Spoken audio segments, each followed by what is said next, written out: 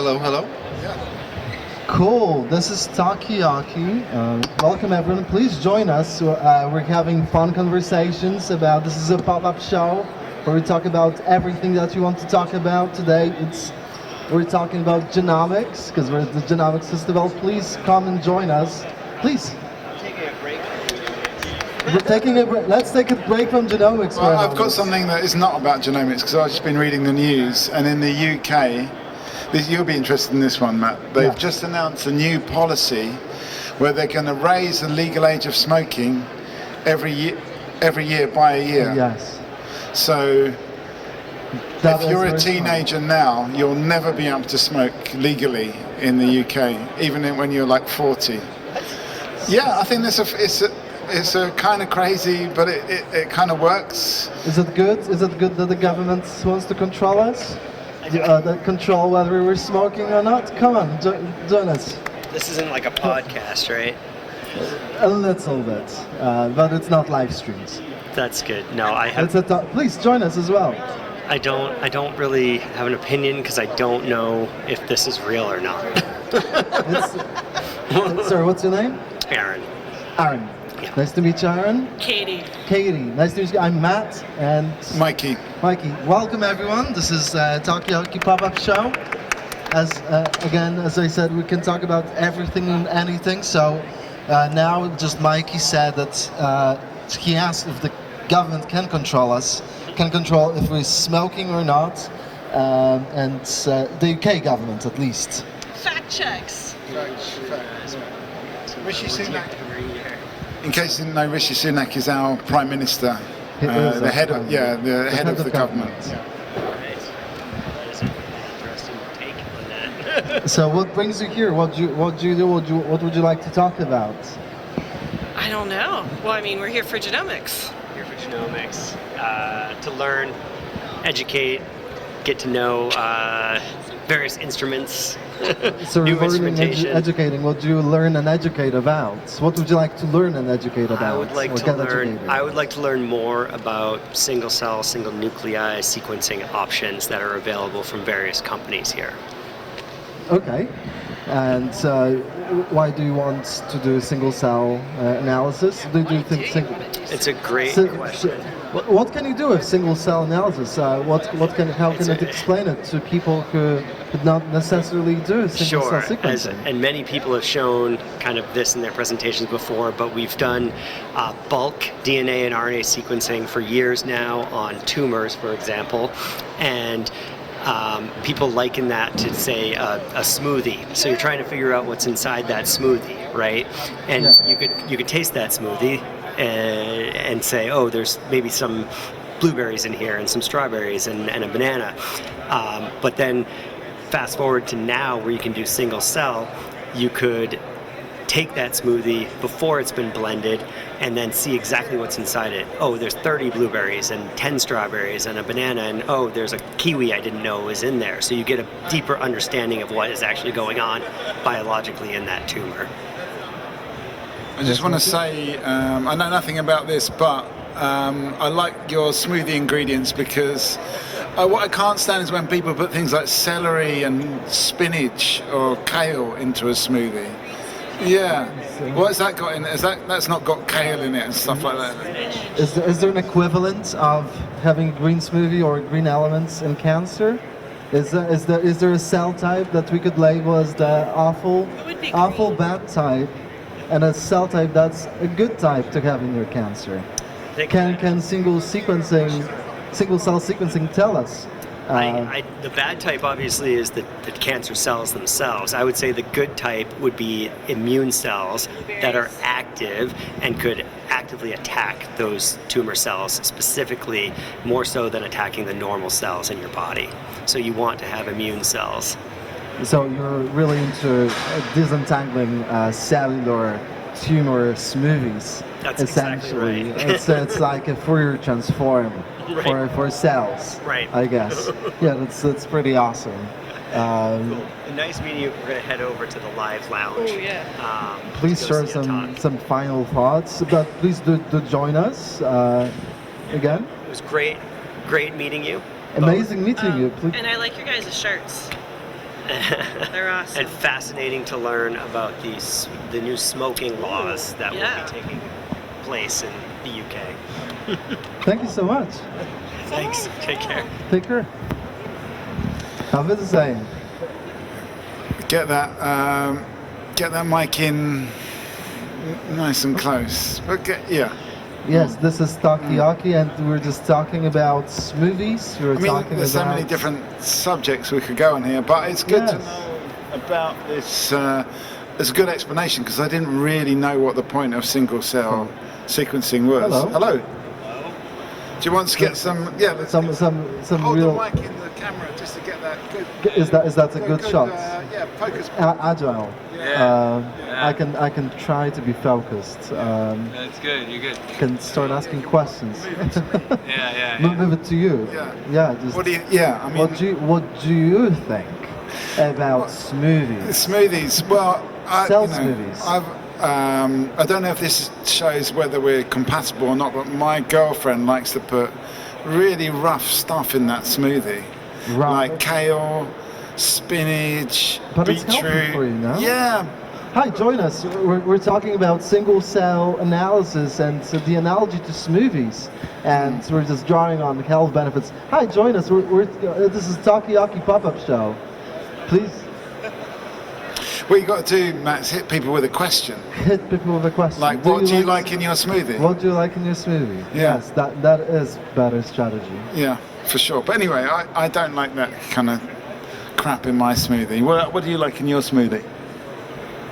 I mostly go with the berries and some Greek yogurt. Yeah. Yeah. Solid. I think we're compatible more than me and my girlfriends, because Oh. yeah, because earlier on we were talking about compatibility and what makes somebody compatible. Is there a genetic element to it? Yeah. I don't know if there's a genetic element. And does it matter if we like different smoothies? Is it good? I Do you don't know. think She it's also good likes that- kimchi, which I find to be disgusting. It's like, to me, kimchi is a bit like the stuff, you know, when you're doing the washing Yeah. up and you just pull all that vegetal material out of the sink at the last minute. Yeah. That's what kimchi is like, that kind of just the sink waste. So, do you think people shouldn't be having kimchi? Well, apparently it's very good for your microbiome. How do For you feel about just a pickle? pickle, I can deal with the pickle, yeah. Well, it's the same thing. 6.5 of one, half a baker's dozen of the other. So you're a pickle- discriminating between pickles. Yeah, There's maybe it's the amazing pickle that you complexity. don't like. It's the and complexity of the kimchi, I think. Anyway. the complexity of taste. Yeah, I think so. Yeah. So, it's a so bit- what do you think about kombucha? And texture. I am a kimchi fan. I am an eater of kimchi. Yeah. Yeah, so you have two clouds. So maybe you're not as compatible then. Yeah, we're not as compatible after all. But you've probably got a great microbiome in that case. Yeah, with your kimchi. Yeah, come and join us. Come and yeah. Oops. Oh, that was a GoPro thing sitting on the seat. Yeah, there we go. Is it working? Hi, Richard. Hello. What do you like in your smoothie? We're talking about kimchi. Do you like kimchi? Do you care about your microbiome? Do I care about my microbiome? Of course I care about my microbiome. Yeah. To eat kimchi. What is kimchi? Is that the thing I've seen in the supermarket I run away from? Can you explain what kimchi is? It's, do you know what sauerkraut is? Yes. It's Asian sauerkraut. Probiotic. Yes. So if it's disgusting, you would still eat that. Are there any foods that are healthy? It would have to be at least a neutral taste. So Yeah, it would have to be at least a neutral taste. neutral taste. So like if something is healthy, do you eat that? That's, I don't know. We'll see. I do genuinely have to go. Sorry, guys. thank you, Richard. Thanks for joining. So kimchi. So, do me this one favor. I'm gonna turn this way, but I'm gonna have you. There's no audio, so it won't matter too much. But Oh, there's- take the microphone and when I The tell pink you, one. point it right at the Okay. right at the camera here. Okay, just a moment. So say something, and then. Say something. Keep talking about it. Say something. Say Yeah, something. give me hand you the mic back. Thank you, kimchi. That's good. That's perfect. Thank you. Thank you. Awesome. Thanks. Yes. Okay. yeah, we can carry on. Mate, you can rest your pegs for a minute, and we can carry on this smoothie discussion. Thank I'll check back in later. Yeah. you. Please. Okay, so let me just. I'm just going to adjust this a little bit. It's a bit up high. Especially, I don't know, it's like a quiet vibe. Maybe you've hit quiet periods. We had lunch and now everyone's think gone back to the talks. I think everyone has gone back to the talks. Because I think it was a there's promising. no traffic. It was a promising conversation though about the single. Cell analysis, yeah. Yeah. that's- Yeah, definitely promising. And now I understand what the point of it is. Now the smoothie analogy was a great analogy. Disentangling smoothies. So basically, if you want to explain science, do you think you need to just use food parables? Well, I mean, I think imagination is important when it comes to explaining science, but I think it's Yes. good about keeping it varied. Do you know what I mean? Like a Because smoothie. a smoothie analogy would be good for this particular subject, but I don't think you can describe everything on the basis You of cannot science. smooth everything Smooth out over all the as- cracks, as yeah. smoothie. Yeah, but I mean, the smoothie will go a long way for sure. In you know, and I'm sure you could extend the analogy much more. Superfood and super comparison. Maybe we should get ourselves a smoothie in the Maybe, meantime. maybe we just. Because really- like, there's nobody within, like, as they say in America, 30 yards of us. They use yards, don't they? yeah, not meters, yeah. I think. Hi, Yeah. do you use yards? Do you use meters? Yards or Yards or meters? yards or meters? That's right. Now we got to take it off the Yes, but look, we've got this Oh. person here, and I think we might have run out of batteries, or is this thing? No, you think on this? Do you use yards or meters? In what context? Distances, or do you use imperial? Do you use? I use both. You use both. Are you from America? Please don't join us. This is Takiyaki's pop-up show, and today it's Genomics Festival, so we talk about genomics. So what brings you here? So I lead a genomics team supporting oncology at Sanofi, so I'm here both to network with former coworkers, learn about new technologies and stories, and to participate in some of the panels. Cool. So what is something that is exciting for you? Because I guess you're an ecologist. What you said, like, so I guess microbiomes, stuff like that, or is that? So we're I don't know if we're primarily interested in the gene expression technologies, so bulk single-cell spatial transcriptomics and proteomics, primarily applied to mechanism of action studies, but definitely interested in some of the new methods like the PARSE system with the microfluidics-free single-cell sequencing, some of the tissue dissociation solutions, and some of the other stories that are coming out about how people are approaching gene expression on a spatial level. So basically, spatial transcriptomics, gene expression is something that excites you the most about these solutions. So is that something that you'll apply with your team? Like, is that something that is the most exciting in terms of technology? Yeah, I think up and coming, we've been rapidly adopting multiple spatial technologies. So we have the Visium and the CytAssist for the XC2. We recently purchased the Xenium, so we're getting that up and running. So we did the little technology access program and got some really exciting data on breast cancer samples. We also have the Akoya PhenoCycler Fusion for the in situ protein. So we're really kind of ramping up our spatial efforts, both in our U.S. team and in our French side as well.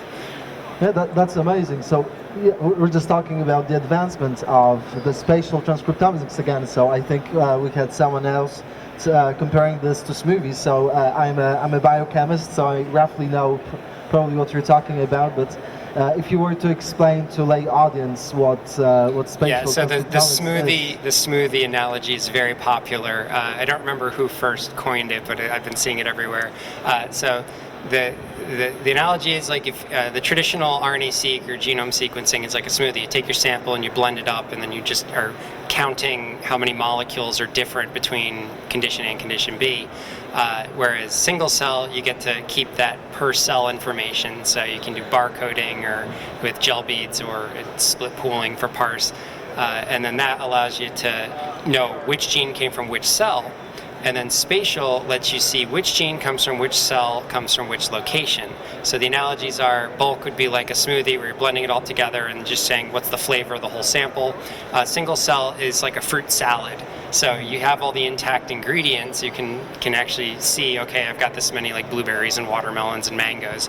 And then the spatial, the analogy is like a fruit tart, where you have the precise arrangement of all of the components. And then I guess the final analogy is, for tumors at least, the tumor microenvironment is like a fruit basket, where you have these clumps of different fruit in different regions that kind of have different involvements in the whole package. It's awesome, thank you. We're talking about the newest technologies, about comparisons to fruit salads.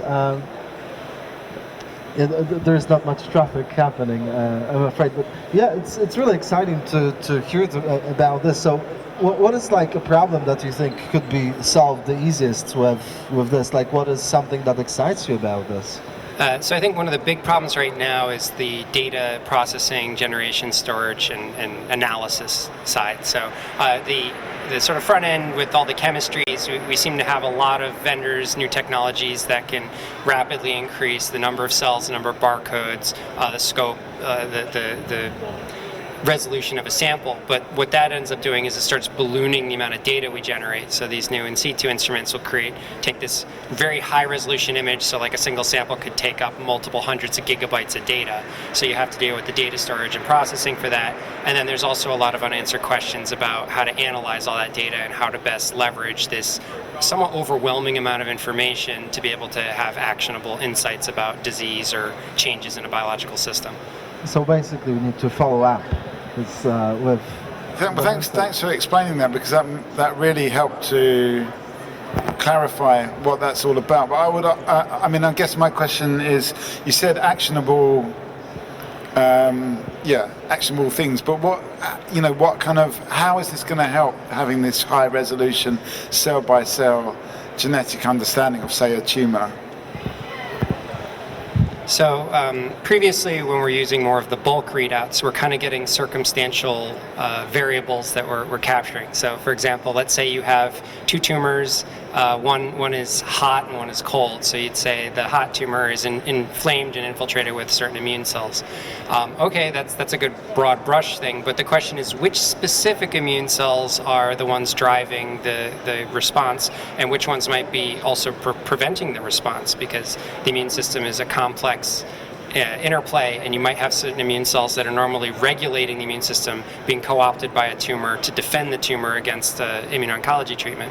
So one of the questions that comes up is what are cells saying to other cells? And if you can see that high resolution single cell direct cell to cell interaction, where I can say this specific monocyte is talking to this specific fibroblast, I can actually catch in the action rather than just having these sort of rough circumstantial things that are saying that, well, there's some signaling happening, but we can't say which cell per se. So in other words, we can zero in on the exact interactions that might be allowing the tumor to escape the immune system. So basically, all of the specific interactions that are happening in between the cells and seeing things in action. It's probably, I would compare it, I guess, to like having a movie of things that happen, or just seeing things as they happen and disentangling that. I mean, to me, it's kind of a bit like the thing that's popular on Instagram now, where you zoom in and you just keep zooming into a scene, and within the scene is another scene and another scene. Of course, that is just that's just an animation, but that level of detail is just, I think it's just incredible. And the other side of it is that's going to take huge amounts of data, especially if that was a routine thing for all cancer patients. Imagine how much data you'd need. I mean, I guess you thought about this and you've got some answers. Yeah, so there's an ongoing discussion of like, okay, for preclinical and research purposes, we can go nuts with the data volume, but obviously, how are you going to translate this into the clinic, or eventually get it to actionable patient information?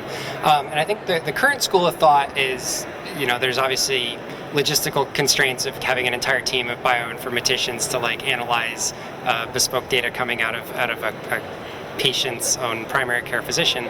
But from maybe a clinical perspective, you could find ways to pare it down to your key actionable biomarkers. So, okay, yes, we'll look at a million cells and a couple hundred, if not a couple thousand genes across multiple cell types.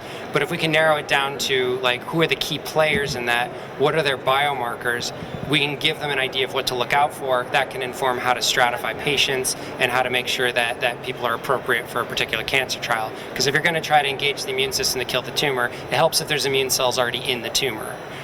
So I guess I'll hit you back with a question then, because like one of the challenges I find about cancer, for example, in this case, is that you need to know that there is cancer, and usually if it's caught early, you can just cut it out, and it's sort of all fine, unless you, like, for example, sequence it and know which mutations are, so like you have some biomarkers. But then my question is the things that you're doing more R&D based, that are fishing out those markers that are easier to test without sequencing, or with simpler methods than, like, let's say, extracting the whole tumor, or is that something that still will require for now detecting the tumor, taking it apart and seeing what's happening? Well, yeah, like obviously getting access to a tumor is very precious, like, and there's a limit to how many biopsies and resections that a patient is willing and able to undergo. For the most part, we tend to target more later stage cancers where a candidate patient would not even enroll in our trial unless they've had a number of standards of care first, which typically function as the controls. So we're not targeting the people who have some lump, they get it out and it's early and they got it. So, obviously that they've solved that problem and we're not benefiting from that. The bigger issue is, okay, you have a patient who has failed treatment. That means that the tumor has escaped somehow. The question then is, what means did the tumor use to escape?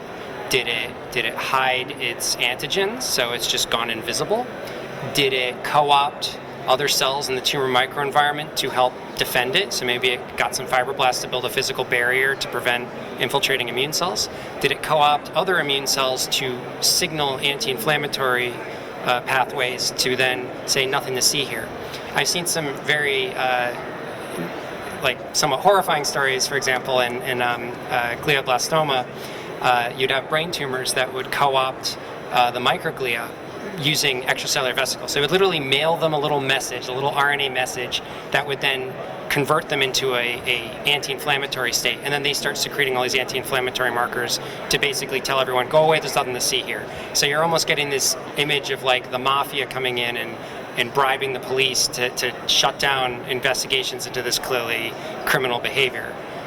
So this is an awesome comparison, I think, comparing cancer cells to mafia, the renegade cells of our bodies, really just rebelling and I guess bribing in this case. So please, are you part of mafia? Yeah, I mean, I think there's some good analogies coming through here. Yes. And the mafia, the protection racket. Do cancer cells run a protection racket? And is there a godfather of cancer cells in that case? But I mean, my question was going to be about how different are these tumors from each other then? Because I think as a non-scientist, we just think of a tumor as an undifferentiated lump, not playing these kind of sophisticated games with its kind of cellular environment. So, I mean, when you look at these tumors, are they markedly different?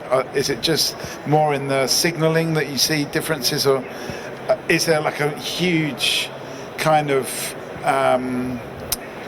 diversity in these cancers that may have started off the same? Come and join us. Hello. Yes. Are tumors different? Can we test? Yeah, 2 minutes. 2 minutes. Oh no, maybe not. Well, I think one of the problems that we have with single-cell sequencing in tumors, for example, is that there is no archetypal tumor. So if you're trying to look up what's like a T effector memory cell, we have really robust markers and ontologies that define what a T effector memory cell is, what are their proteins and RNAs that are uniquely upregulated, and we can identify them almost at an automated level. We do not have that luxury for tumors, so we always usually have to look in if it's like an epithelial or squamous tumor, then try to find what its natural type is, and then see if there's some subtle weird states within that. But even then, there's so much heterogeneity that there's no easy and obvious marker. Now that being said, there are certain trends which I think historically have, and I can't say if this is just the narrative of the low-hanging fruit or if there is an actual bias, but there are certain driver mutations that are more common in some tissues than others, and there are certain escape mechanisms that might be more common in some tissues than others. But within any given set of like pancreatic or lung or brain cancer, there's a wide variety of both tumor escape strategies and phenotypes that have been observed. So unfortunately, you can't just say, okay, I've sequenced cancer and now I can just highlight a cancer cluster on a single cell data set. So do you think it's like just a long way to go until like we have enough data? Is it a problem of not having enough data, or is heterogeneity so high, so the variance you observe within the data sets, that it's just difficult to... The dimension space is combinatorially exploded. Like, so if you're trying to think, instead of the set of ways that cells have evolutionarily arrived at what they are, and then there's the set of ways you could break that would make it escape some immediate situation. So like the question is, how many ways could you sabotage a computer to make it stop doing a particular function but not stop doing another function? That space is exploding, and there's simply no way to like capture all of that. Instead, you try to come up with broad categories of general strategies that it could use to escape, and then see if you can head those off. So essentially just going like one by one and seeing like what approach is going to work. So you create a decision tree, and this is where your ability to read it out comes in. So in a perfect world, you would say, okay, is the tumor high or low mutation? Is it a heavily mutated tumor where it has lots of DNA repair damage, or is it a low mutated tumor where it's quiet? If it's low mutated, then one of our strategies is let's poison it so it mutates more. So we have an entire group that tries to we try to directly interfere with its regulatory genes to cause it to increase its mutation, so it appears to the immune system. Or it is heavily mutated, but the immune system can't see it for some reason. So like something's preventing the immune system from getting to it. So we have these categories of like hot and cold, or high and low tumor mutation. So they're very broad, and there's a variety of ways to accomplish that, but the general function is generalizable, and that can give you a strategy for treating it. But you need to know ahead of time, is this a good patient candidate for this strategy? Because if you're going to say, I'm going to add a checkpoint inhibitor which going with the mafia analogy, I want to give the police the permission to ignore the warrant and just kick in the door, which is what PD-1 and checkpoint is. Yeah. There have to be police there in the first place, and they have to be able to see which door to kick in. And otherwise, you're going to get a failed one. So if you can identify that ahead of time, then you can have a higher percentage of your enrollees actually be a responder. Or get like side effects, like with PD-1, right? Yeah. That's basically the analogy. So like PD-1 is like an antibody that you use in cancer therapy, but sometimes what happens is that people get hypersensitive response. Right, so can you use your approach to like tune it down, or yeah? So there's two things. One is can you identify potential side effects by identifying a problematic holistic effect of that treatment. So you can say, would using this treatment strategy endanger a particular immune pathway? It's not always easy to see if they have a unique sensitivity to it. But I forgot what the other one was, but yeah, I think we were talking about, I guess, a low mutating, or was that what you're saying? Like a tumor that doesn't have much variation? Yeah. So the one side effect is, of course, the other problem is that sometimes you might want to use multiple escape routes at the same time, but they may have too many combinatorial toxicities. So you're thinking like, well, okay, why don't we throw in a PD-1 for the high immune ones, and then we'll throw in a mutator like poison to try to get the tumor to mutate more, and if you try to, like, sometimes we might need to do combinatorials, but then you have to test each one individually, and then you have to see if their combinatorial doesn't exceed a toxicity threshold. And it may end up being that way, where like how many escape patches can we block at the same time? And that's another safety consideration. So turning it into a more humanistic version of this question, so like you were talking about how you enroll patients with stage 4, I guess, cancer that are failing to respond to treatment, but then do have enough time to test these strategies. If you're capable to extract this information in a timely manner, can you still get them to get to this combinatorial stage if it's needed? Could you use computers, or like is there more data that to get a good thing? I mean, you can make predictions, but ultimately you're going to need to get like FDA approval of a treatment strategy, and then that becomes your new control. So the idea would be, let's say you have an approved checkpoint, and so you can do PD-1, so you get a patient who's eligible for PD-1, and then that becomes your control, and then you say, okay, we've got PD-1 and PD-1 plus an additional treatment to see if their combination is tolerable and increases efficacy above just PD-1 by itself. So that's the sort of slow way to go through it, and you really just kind of need to like empirically see it in the wild with clinical trials. You can make predictions, but the FDA is not going to go off of a prediction. So do you think that this could be a routine to personalized medicine, like personalized genomics being there? Because like I guess what you're describing here is sort of a patentable route for, let's say, your company to get the new treatment approved that is combinatorial, that you get sort of from the R&D stage of identifying these tumor cells.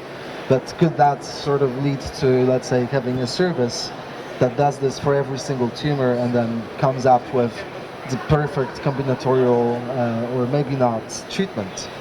So I think realistically that would require a cheaper readout. So if you can find, without having to look at doing a full deep whole transcriptome in situ spatial profiling of every biopsy, is there a cheaper, quicker readout that any clinical lab could do that could quickly stratify patients, similar to like breast cancer receptor measurements? It's like a HER2 positive or estrogen receptor positive.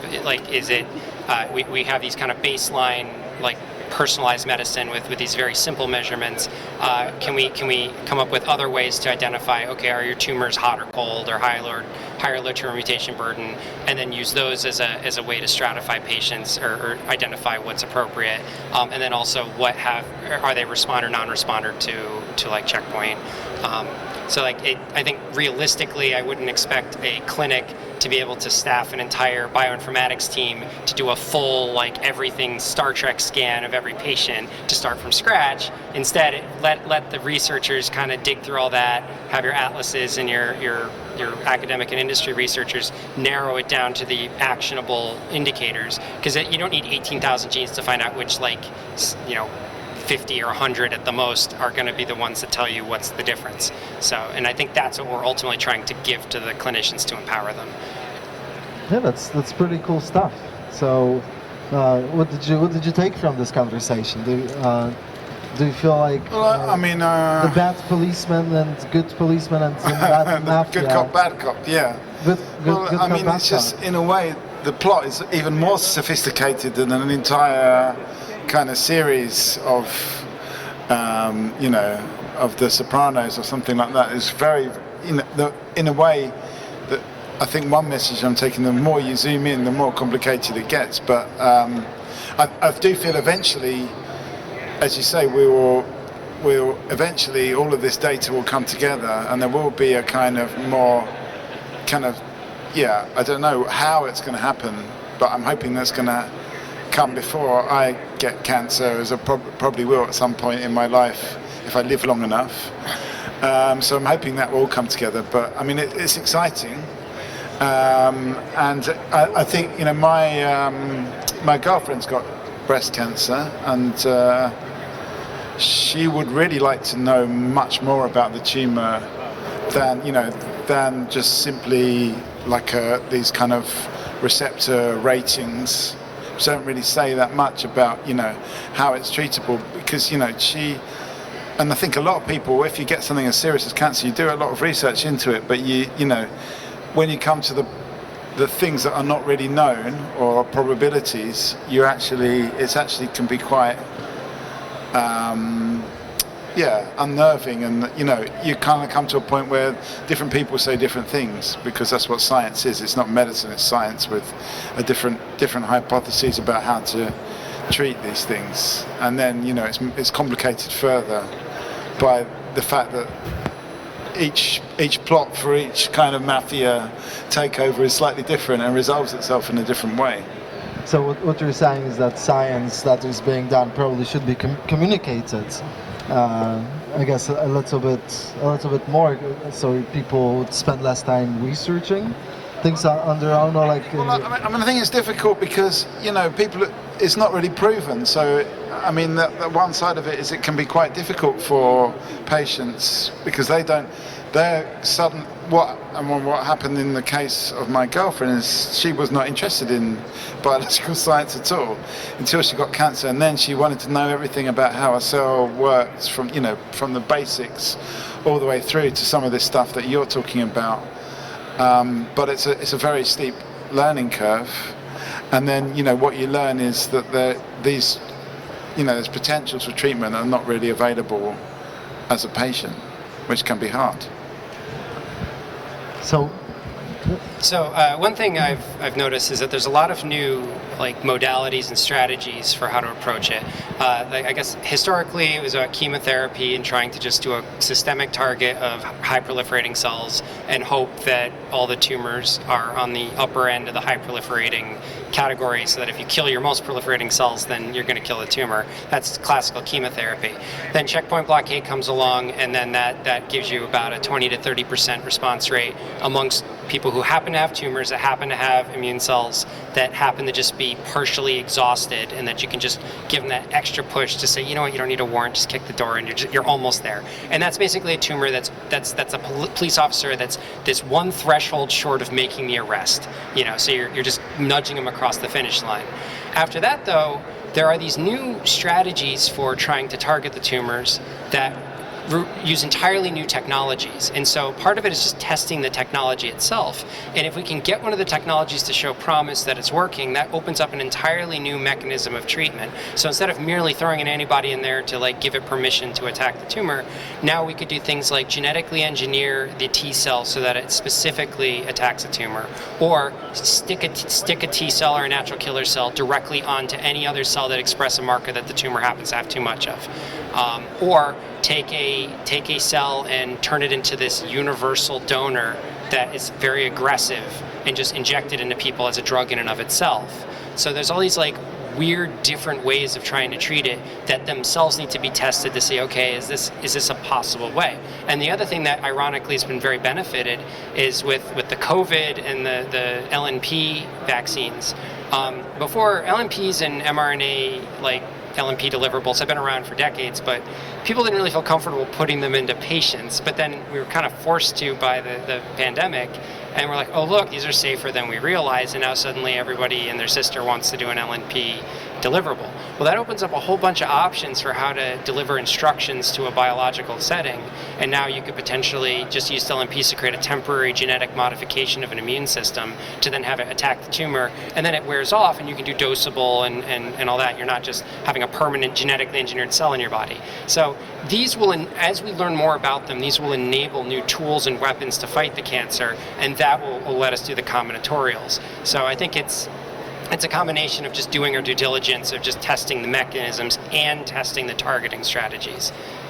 So I guess what you're also following up on is that there was some surprise with LNPs and mRNA vaccines that I guess in the beginning were less safe, but then were made safe. So sort of turning it into a question, does it mean that we need a strong, some tragedy to happen, something that will force us to test things more rigorously, to push the innovation forward? Do we need big events to necessity is the mother of invention. There's so many things got invented during wartime, including medical inventions actually, because suddenly life isn't as precious as it was before, and the people are losing their lives. So I think it's interesting that I don't know enough about this. I'm just a punter around the table that talks a lot of different stuff, but you know, is the FDA being too strict in you know, in what actually you can,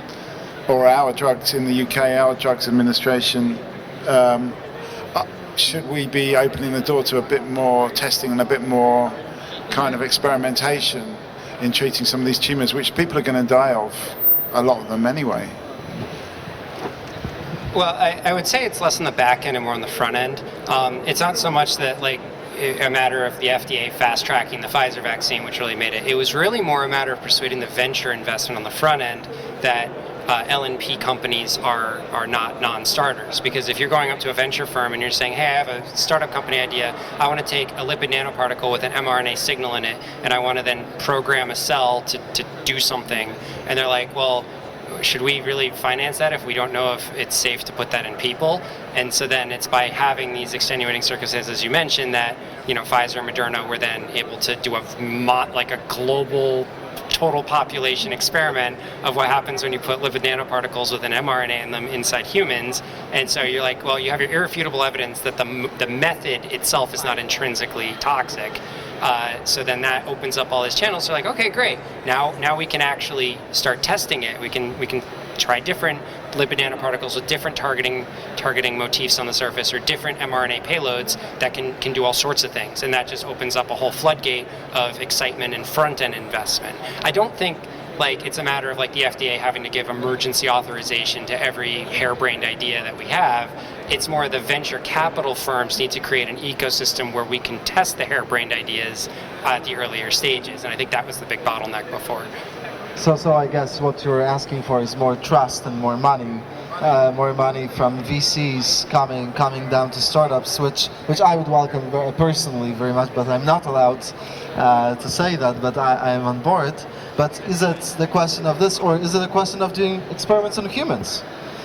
Because venture capital saw it as de-risking, I guess.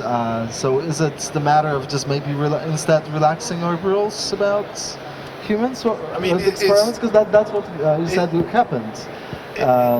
Is this you know, if this stuff is too risky for venture capital, does it have to be funded in that way? Is there other ways we could potentially fund this rather than venture capital? Or maybe that's fine. Maybe they want to pump money into it now. I don't know. It's just a question. I mean, maybe it could be. Yeah, it is, because I guess there's an academic side to this as well. That maybe some of this research could be done in institutions. So should be more research done in institutions, or should it be more? Well, you definitely need both. The academic research is the highest risk, so that's where if you're wandering into the jungle with academic research, you're like, there's entire biologies you don't know what to do with. The industrial research is like, okay, we have a pretty good understanding of what the biology is. Now let's see if it works if we try it. So it's the trying it part, and we've had literally decades of academic research on lipid nanoparticles and mRNAs. This isn't like they were invented in 2020. They've been around forever. It's just nobody was brave enough to actually say, let's try this as a full strategy going forward. And then there's I think we have plenty of existing standards for drug test and risk tolerance on the tail end. So I'm not as big of an advocate of suddenly suspending all of our FDA standards, because I think they already take into account things like, okay, what's your risk reward on a patient who's already terminal, has already failed, they're in stage 4, this is basically a Hail Mary at this point, which is why a lot of our candidates will ultimately target that population, because we would start with earlier. Now there could be arguments to be made where maybe you'd have better efficacy if you could get them earlier and you're not just hammering their immune system with all these drugs, so by the time you get to them, your immuno-oncology treatment has nobody to recruit. The police are exhausted and retired, they don't care anymore, so you could make that argument, but then that's an argument to make about saying, can we get in there earlier and recruit people who are earlier stages or earlier in their treatment regimens? But I don't think suspending FDA standards is necessarily is necessary if we already have accommodations for very late stage patients. So not relaxing our rules, just more money. More money, more money, more raws, or same amount of raws. I just wanted to ask you what you think the low-hanging fruit in terms of liquid nanoparticles are. What do you think if you were going to do some kind of experiment using that technology, what would be the kind of, the easiest place to start, apart from the COVID vaccine? So I can only comment on the things that I'm personally biased towards, but I think the COVID vaccine was indirectly editing the immune system.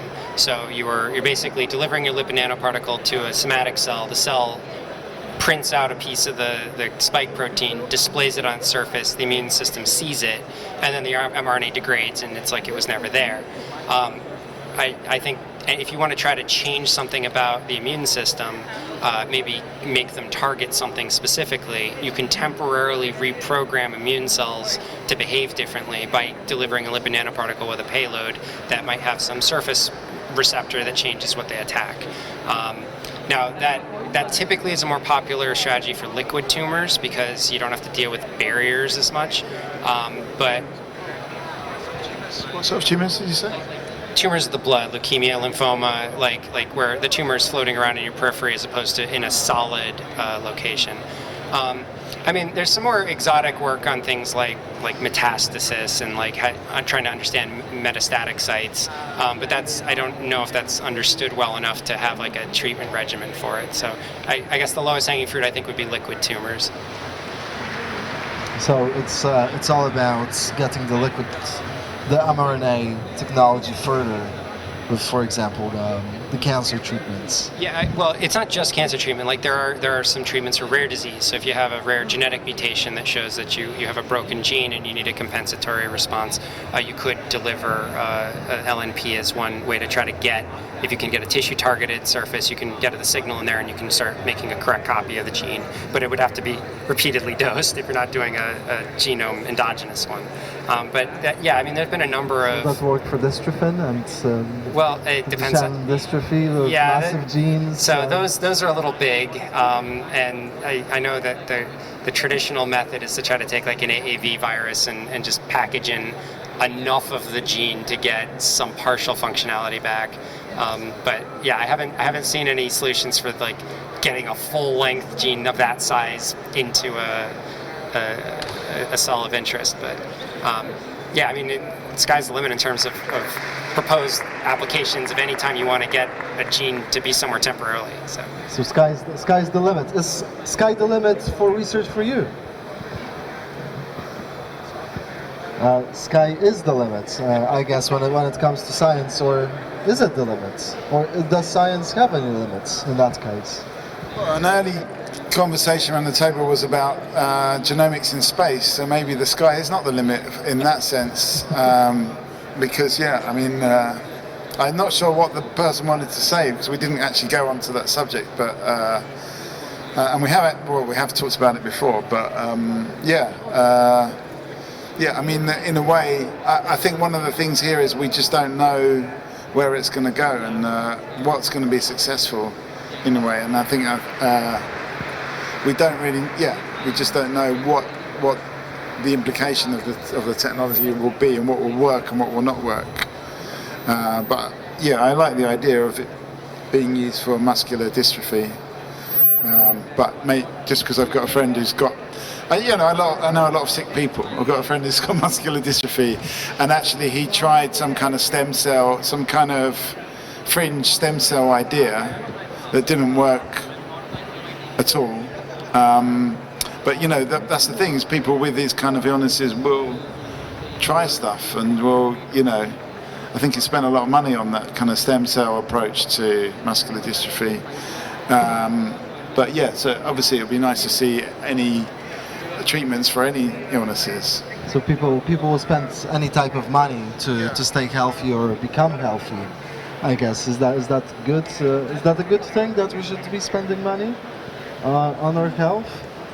Is it? Well, I think we have to be careful about not misleading people about whether something's a Hail Mary cure, because a lot of times what will happen is people they're not really doing it for their own health, they're doing it to try to contribute to the patients behind them.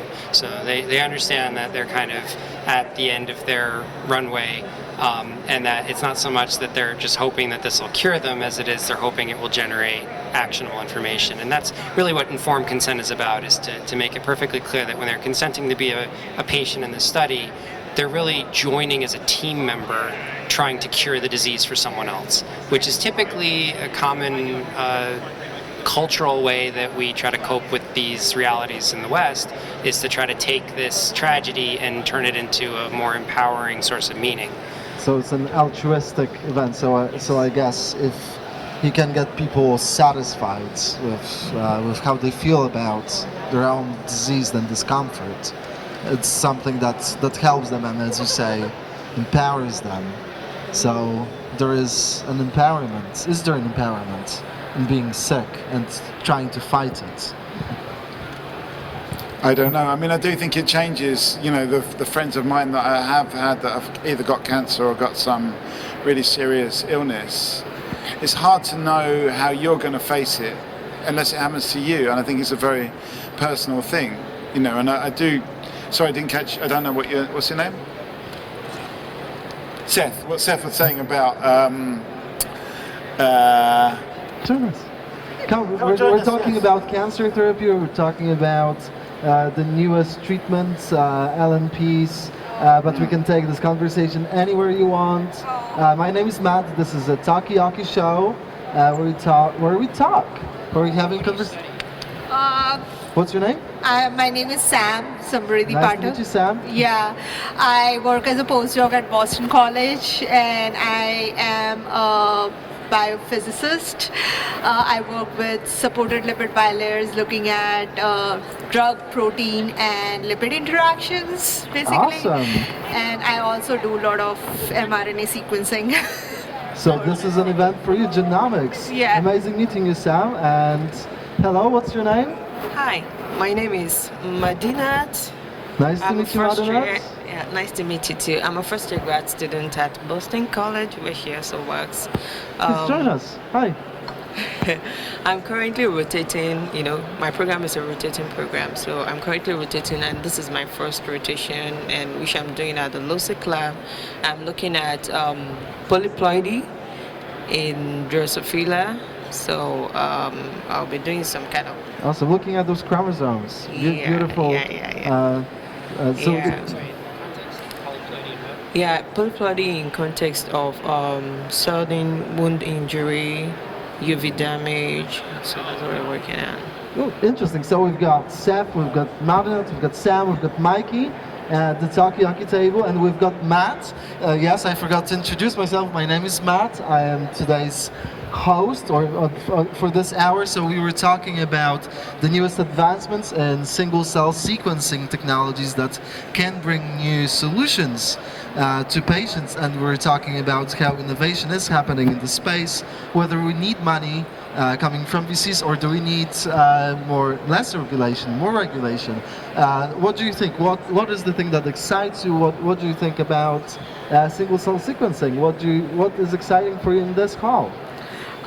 For me, when I sat through many talks, and I kind of like the talks where they're trying to put it through therapeutics, using this high throughput genomics to go through a lot of therapeutics and provide, like, for rare genetic disorders and stuff, which is like one of the areas that has been kind of like put under the shed, because most of the families that are affected are it is called rare genetic disorder because of a reason, right? Because there are very few people affected, and it's not very cost effective. But join us.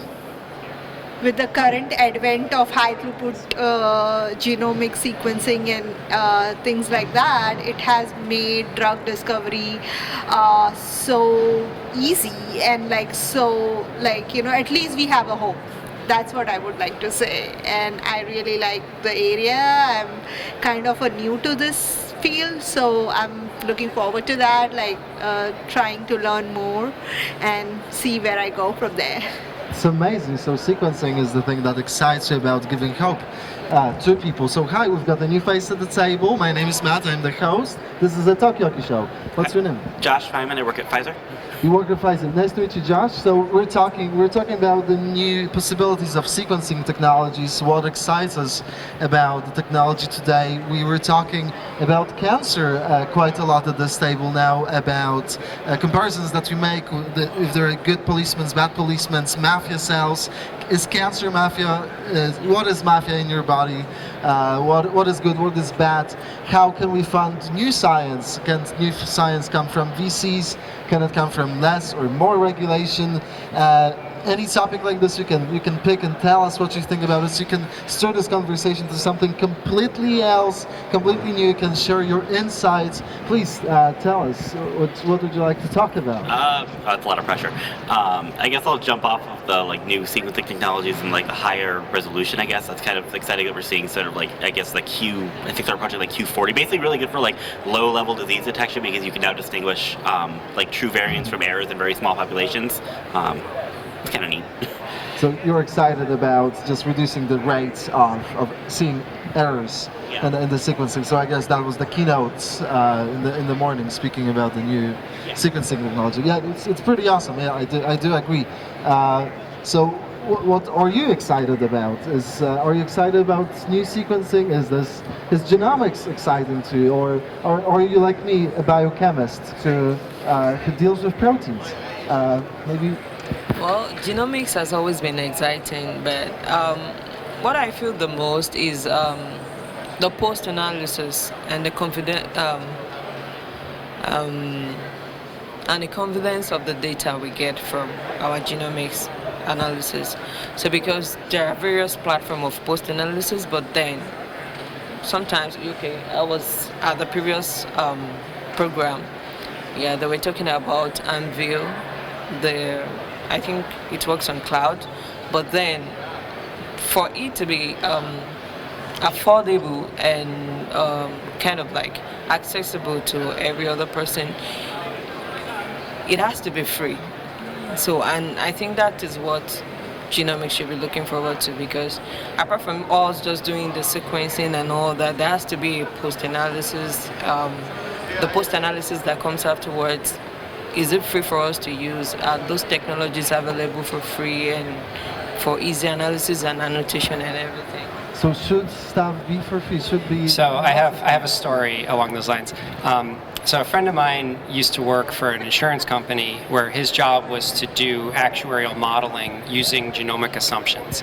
So basically, if we know that you have this % probability of getting this mutation, we have this % chance of successfully detecting it, and it costs this much money to treat it late rather than early, how much would it have to cost to sequence every newborn baby for free before it would be worth it? And so so he basically built the simulator and ran through all these assumptions, and he basically came up with a number of, if it can cost about $150 to $200 or less for a genome, then if you were to just sequence every single newborn, if the insurance company pays to sequence every single newborn baby, the cost would be worth it. Because the probability of you catching an actionable disease that would be treatable before it got super expensive to treat would pay for that difference. Yes. I mean, I think it's a good idea, but I wouldn't necessarily want the insurance company to be the one to fund that. Do you know what I mean? They're probably the last people that you'd want to actually be getting that data. So, but who would you like to fund it? Well, how do you see it? I mean, we come from the UK, where we've got the NHS, which in which treatment is free at the point of access, and in that system, those kind of mathematics I think really add up. But also, there's no downside because everyone gets treated, so it's not a question of having to pay a higher insurance premium if you have got some kind of maybe semi-actionable illness that's going to look expensive over a lifetime. So is the problem political then? I think everything's political, really, isn't it? You know, there's nothing that's not political. But I mean, I agree with. I would like to see healthcare. I think our NHS is a great system, and I think one of the great things about having it's not free because we pay for it for our taxes, but it's a lot cheaper because you only get procedures done if it's really going to have an impact on your health or life. So a lot of unnecessary procedures, you know, don't happen. So I think that makes a good system. But yeah, I mean, I think for a country like the UK, doing that kind of project, I think would be, I think, I don't know, more more palatable for me. So I'll say the NHS. I have a point there to add on to what he was saying. Like, it really, so any technology that comes into a picture, it has a loophole for, and as we all know, and I'm not going to shy away from saying that healthcare systems all across the world is very corrupt system to begin with. I'm sorry to say that, but like, you know, it is discriminative at some level because people who can afford money, they can get the any kind of treatment that they want, and people who are not having that kind of money, not having the insurance that they need, they cannot get it. So like, I think in what he said was like a little bit like correct in the way that if insurance company get hold of your genomics data, it's like having a blueprint to what you are able to have in future, and kind of like, you know, so we have to trade in a little very like nicely towards it and make sure that there are laws in place to protect my rights or individual rights to make sure. So I mean, I agree to his point. So it's about data safety, and it's about, hi, we're talking about data safety. Hi. Sorry, I need a hint. Need 10. Any final thoughts, Seth, before? So I definitely agree politically with what you're saying as far as the positive externality of the information. You know, we are in the U.S. and we do have a very insane portion of the population who's been co-opted by special interests to make things like that difficult politically.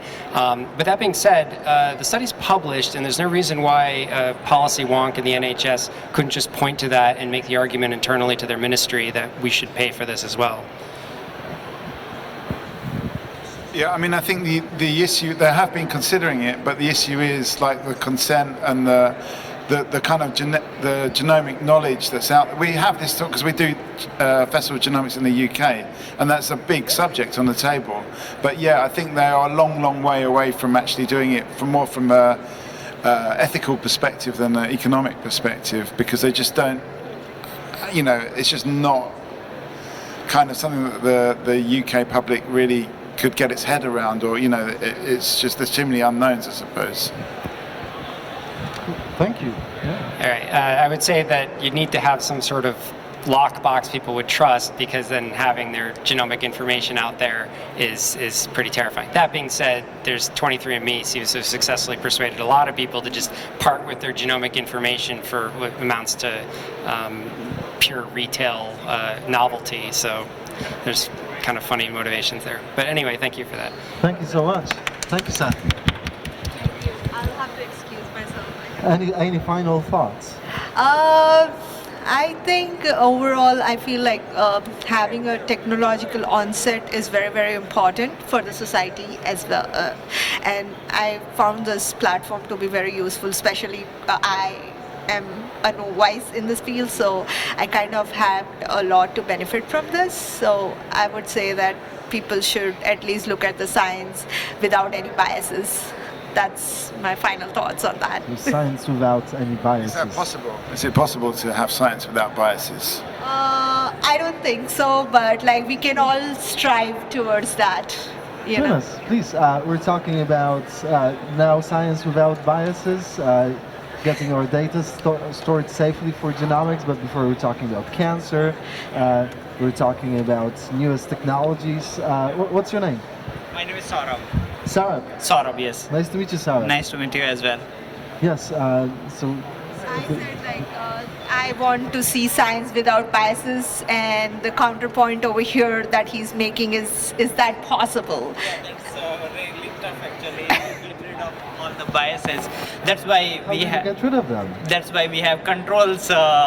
We try to put controls actually, like when you are asking a question specific to a group of people, then you have a control group basically to get rid of all the biases that you can actually sometimes, but you can't get rid of the biases. Like if you are studying diet, then it's really tricky because some of the people are doing the same things in both the groups, and you can't get rid of the those biases. Yeah. So you cannot get rid of biases, or you can control them. Try to control for them. I mean, that's also, I was just reminded of, I think it was the 1,000 Genomes, or one of the big genome projects where they realized that their like control samples were still like heavily oversampling, I think like primarily European people. Like, so there was a lot of minority people that were underrepresented in these huge, like supposedly helpful genome databases that we sort of have to now go back and sort of like fix so they're more equitable. So I think there's, I don't know, I feel like people aren't necessarily even realize, like in your case where you're saying you're looking for your normal control, even your normal control may not necessarily be representative of the population. So basically, we're looking at making a design of a study that's not biased, that's as uniform or as representative of the actual sample as it is. But still, is it possible to achieve that? I don't think it is possible to achieve that, but I think it's important to try to achieve it. Because there are always going to be biases, and there's going to be like lots of unexpected biases that you couldn't imagine. And even the thing here, like with the you know, the 100,000 Genome Project, these things are going to come up, and I think it's great that people are trying to address them, but that's going to be an ongoing thing. We're probably never going to stop. But that doesn't mean we can't just keep on going to try and address all the different biases, be it a kind of diversity bias or an expectation. There's so many out there, but let's just keep challenging the biases. Let's keep challenging the biases. That's challenging ourselves as well. Do we challenge ourselves? Do you challenge yourself usually? Can we challenge ourselves in an unbiased way? I think challenges comes with its own biases. I wouldn't say that particularly that is right to say that I challenge myself without any bias. I do, but those biases are like looking from the perspective that I'm getting benefited, like my career is getting benefited, but as long as I'm not harming somebody in that process, it is still fine. Like to have those biases that benefits your career, and also benefits the society, to say the least. That's why kind of I am a person in academia currently, but I want to switch to industry, and the reason I want to do that is because I look at the therapeutic side of the science more. Like I like to have an application-based science, and that's what is a driving factor for me to look at any problem, and that's my bias. And I don't think so my bias is wrong. I am just giving an example how I'm biased towards a particular kind of science. So I challenge myself to go through this transition, but again, it is a bias that I come up with that benefits my career and as well as the society. Thank you. Hi, my name is Matt. I am a Talkiyaki host. Talkiyaki is a pop-up show where we talk about anything and everything. Today we're talking about genomics, we're talking about cancer treatments, but first let's start with your name. Hello, I'm David Choi Wantala, and I'm a postdoc at Harvard University. Nice to meet you, David. So we're talking now about biases, we're talking about how we can deal with them in our studies. Is it possible to control for everything? Do we challenge ourselves? Do you challenge yourselves? Do you control your studies? Do you think you're doing that? Well, from what I've heard, it's really hard because, again, we want to do career progression, so it's really hard not to, not to have biases. It was really interesting this morning. They brought up the point that most of these studies have been doing on European, backgrounds. I'm Mexican, so I want to focus on Latinos, and the only data that we can find is from a very specific city in Mexico. So it's like, oh, these are not covering my type of research, my type of people, my diet. It's not represented in the literature. So we do all these studies in, the countries that can afford to do genetics, but not necessarily the people that need the genetics. Yeah. So yeah, no, it's everything's completely biased. So everything is biased. It's about an ongoing process. Hi, my name is Matt. This is Takoyaki, a pop-up show. What's your name? Harris. Harris, nice to meet you, Harris. We've got David, we've got Josh, we've got Sarab, we've got Madinat, we've got Sam, and we've got Mikey. Yes. Let's give each other a round of applause. This is a pop-up show. We talk about everything, and you can spin the conversation any way you want. We've been talking about genomics before. We were talking about cancer and what are bad cells, good cells. Is cancer a smoothie? Can we disentangle cancer? Make it a fruit salad, a fruit salad of cancer. We don't have to eat that. I mean, will genomics progress so that we don't have to have these foods like beetroot and kimchi? Will genomics actually get this far so we can get a diversity in our microbiome without having to have kimchi? That's what I would like to know. Can you have? Yeah, can we just eat? Can we get pizza that gives us a diverse microbiome? So, would you prefer pizza? Definitely pizza, yes. The other thing, I don't even know what the heck that is, but pizza, yes, for sure. So there you go. That's a new startup idea for someone. Probiotic pizza, I guess. You want to start? I'm a woman, and I would say learn to cook. And you can make anything tastier, even the beetroots. I come from a country where we have a lot of diverse food, and I know pizza is everyone's favorite, even mine, but it does comes with its own pros and cons. And by the time we make the business run with the probiotic pizza, I'm sure I can make more money selling the food from my country than I would India. It's got amazing food. So anyone is a foodie, The proof is that many Indian restaurants are successful, whereas you don't know any with probiotic whatever pizzas, right? There's an actual proof that Data available for that. high throughput data. So can we look? Indian restaurants. So can we look at data in a fun way? Can we think about fun ways to incorporate data in our everyday lives? Yeah, I mean, if the managers of these Indian restaurants are willing to provide us with the data, we would be happy to analyze. Would you analyze this data? Prices and how many people enter the restaurant every day and what they order, and you can even apply, the buzzword now, machine learning, to figure out the patterns and all that kind of stuff. Yes? I mean, will it take the magic and the art out of cuisine if it eventually becomes like an AI? AI will decide what we eat based on, I mean, would we want to live in this world even if we get probiotic pizza? Fine-tuned. Yeah, fine-tuned a pizza designed for me and me personally using my genome. It might be healthy, but would it be as fun as the Domino's pizza? Would you enjoy a pizza like this? A custom? Enjoy the uncertainty of AI. AI can ruin it for me. I can say that today. It is going to ruin it for me because I like the fun of driving to a takeout place and see how many people are ordering or how people are dressed, and those things AI cannot provide you. I mean, it's a simulation that you get through daily interactions, I feel. So AI cannot replace people? Can AI replace people? This is just a bit of an offshoot that I feel like there's been movies made about this, and they're all dystopian, and they never end well. So I feel like there's a line we're crossing here if we go a little too far. There's got to be a balance here. So AI is not almighty. It cannot do everything. So we need humans. Do we actually need humans? I think it'd be a quick filter, though. I don't know about you guys, but I try to sometimes eat sustainable or eat more greens, or I saw in a paper that chocolate has a lot of aluminum, so maybe choose the chocolate bars that have less aluminum. So if you eat more chocolate, you get a Nobel Prize because it's very correlated, yeah. So it's one of those things maybe if I want to quick filter, be okay, maybe this is healthier for me. What can I put in my burrito order to make it I don't know, sustainable in some way. Yeah.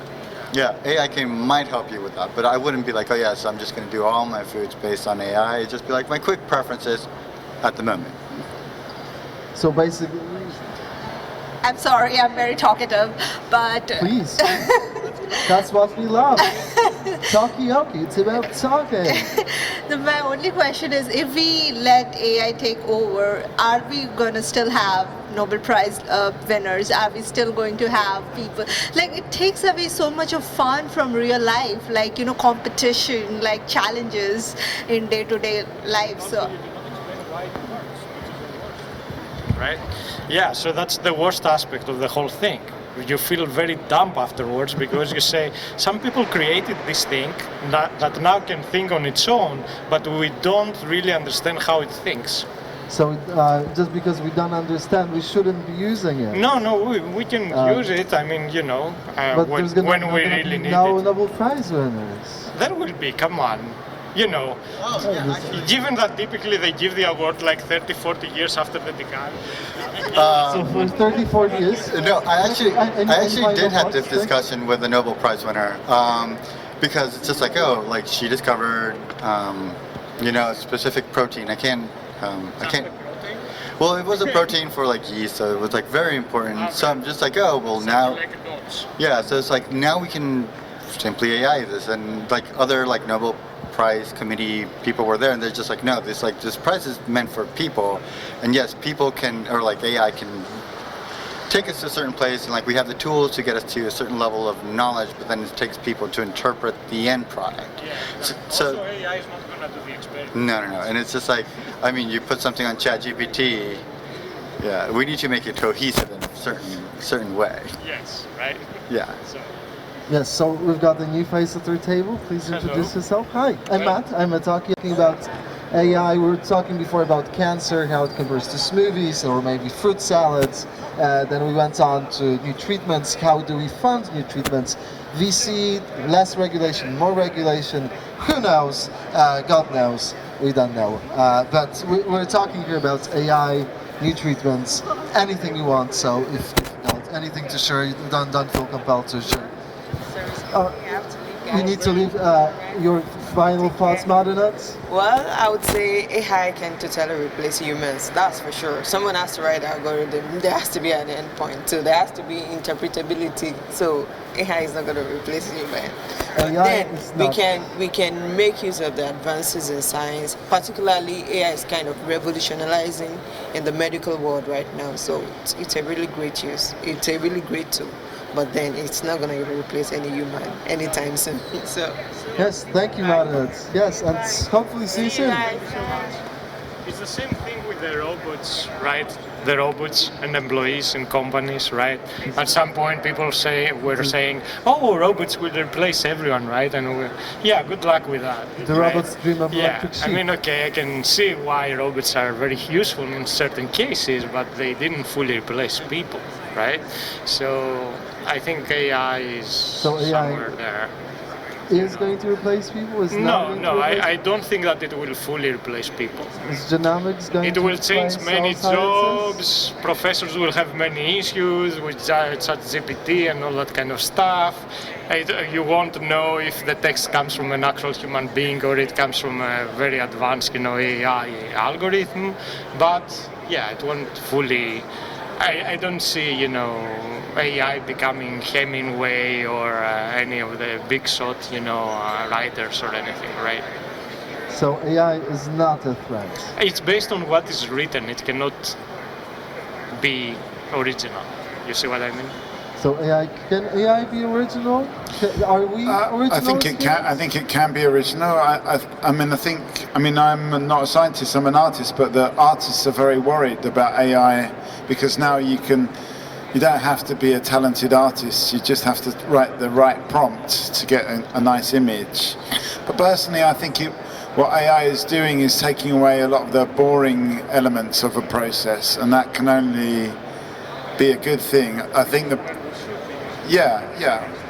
for the boring stuff, there's so much boring stuff in our world. I mean, my only worry is that our attention span gets so low that even an artist will never learn how to draw because you just ask So we won't do anything that's boring at all in the future. You know, probably a lot of science work is boring. I know, Matt, that you spend a lot of time with your pipettes, and a robot will be doing that in the future. So you'll just have your feet up, kind of speculating about what the possibilities of all these experiments will be, rather than doing this repetitive pipette work. Is anyone else that got boring jobs? So do you want to go to Jeff first? That was, I was thinking similar when you were talking about robots before. That was like, that's been the pitch for liquid handling automation, is that, like, you know, it takes care of the repetitive, boring stuff that needs to get done. So the actual scientists that do like higher value thought work, like it frees you up from having to do all of these. Like that could be a similar thing where it's like it frees up some of the tedious tasks so you can do things that are not like necessarily AI is not good at. More creative. Yes. Actual creative. So automation, that's what we want from machines. We just want to extract. Yeah, we would love that, yeah. Well, also, if it analyzes fully all the RNA-seq experiments that I have to analyze, it would be very helpful, yes. Because, you know, I'm so bored of analyzing RNA-seq experiments. Also, if it could teach the wet lab people to analyze RNA-seq experiments without me present, that would be also a wonderful use of AI. Write them a pipeline. We have pipelines. They still ask me to run the pipeline. But they can just enter the command. No. This is too much, because certain wet lab scientists, when they see this black window with like yes, they're like, what the heck is that? You know, like this kind of stuff, right? So you write like literally a command that is like 5 or 6 words long, let's say, and they are still terrified. Well, but still, it sounds like very enjoyable experience working with you. And I mean, like for them it's very enjoyable, because all they need to do for their data analysis is just enter the command and all done. And it's like they're a professional computational biologist, but all they need to do is just enter the command. Wait, can I know where you work? Some oncology data science over there. Yeah. I see, so Novartis. Yes. All bench scientists can access like exactly. All bench scientists can access us. And we have like 50 for like. Yeah. So just to break apart the excitement for a little moment about coming back to AI and how amazing it is to automate things. Exactly. Boring tasks, we don't like them. Can we start anywhere else? What do people want to do with AI? Can we use it in genomics? How do you use AI in genomics? What do you do? Well, I mean, I have not used it personally, but I know other people that have used it already, right? And they find very, very interesting things that took us like 10 years of PhDs to figure out. And now they just run the DNA sequence through this magic algorithm that nobody knows how it works. And it spits out what transcription factors bind there and exactly, how they bind it. If you change a single nucleotide, how it changes the binding of the transcription factor. That's really crazy, but I mean, it's a promising, obviously, development, right? Yeah. So science is about crazy. Yeah, I mean, I always thought that. That's why I think like I was crazy, and then I thought science was crazy. So like we get along very well. A round of applause for that. Yeah, you need some craziness to drive you.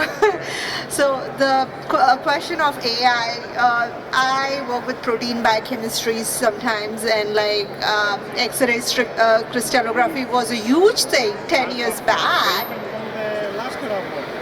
Yeah, so like, but now you go and see people, how AI is replacing like high throughput drug discovery using this. There are hypothetical proteins, we don't know the structure, but AI predicts the structure and kind of like does, and that's where like the COVID-19 response was so... Does it predict it well? Yeah, like it was done in a way. I'm not criticizing that like we don't need all these technologies, we do need this, but at the same time we should be able to see where the flaws lie. As a biochemist, I'm biased, but I'm not allowed to say how biased I am. Yeah. I'm a biased biochemist who works on disordered proteins. I do not I love X-ray crystallography and I love looking at protein structure, but like I don't want my job to be taken, so there is my bias. So we cannot. Yes, I can tell you about this. So just to follow up on this wonderful introduction. So structural biologists right now are probably the group of people who hate AI the most. Right? Because they spend like 30 years trying to crystallize a certain protein or a complex, and suddenly, this random guy from AlphaFold comes into the game and like, oh, here is a beautiful algorithm where you put, the raw sequence in that we have known forever, since the 70s, and you get the structure of the protein, right? And this poor structural biologists have spent like 30 years trying to figure out what the protein is, and eventually yes, they figure it out and it's exactly the same, with the predicted one from the algorithm, and they are like banging their head against the wall for right. So any final thoughts? On the biochemist and AI? Biochemist doesn't have to be a biochemist. I cannot speak too much about the structural biology, but that sounds pretty sad. But at the same time, it's good that they can validate the AlphaFold is correct, and because they're the kind of people who can say, okay, yes, you're right. Because with just the AlphaFold alone, it's like nobody knows if it's true or not. I know, but if I had spent like 30 years of my life, right, working on a structure, and the next day I find out that an algorithm solved it in like 5 minutes, right, I would die. I would die. It's good though. It's not having a second voice to say it's right. So nice talking to you. Nice talking to you. Any final thoughts? No, for me it's, yes, it is depressing, like 30 years of work can be summarized in 5 minutes, but it makes science accessible.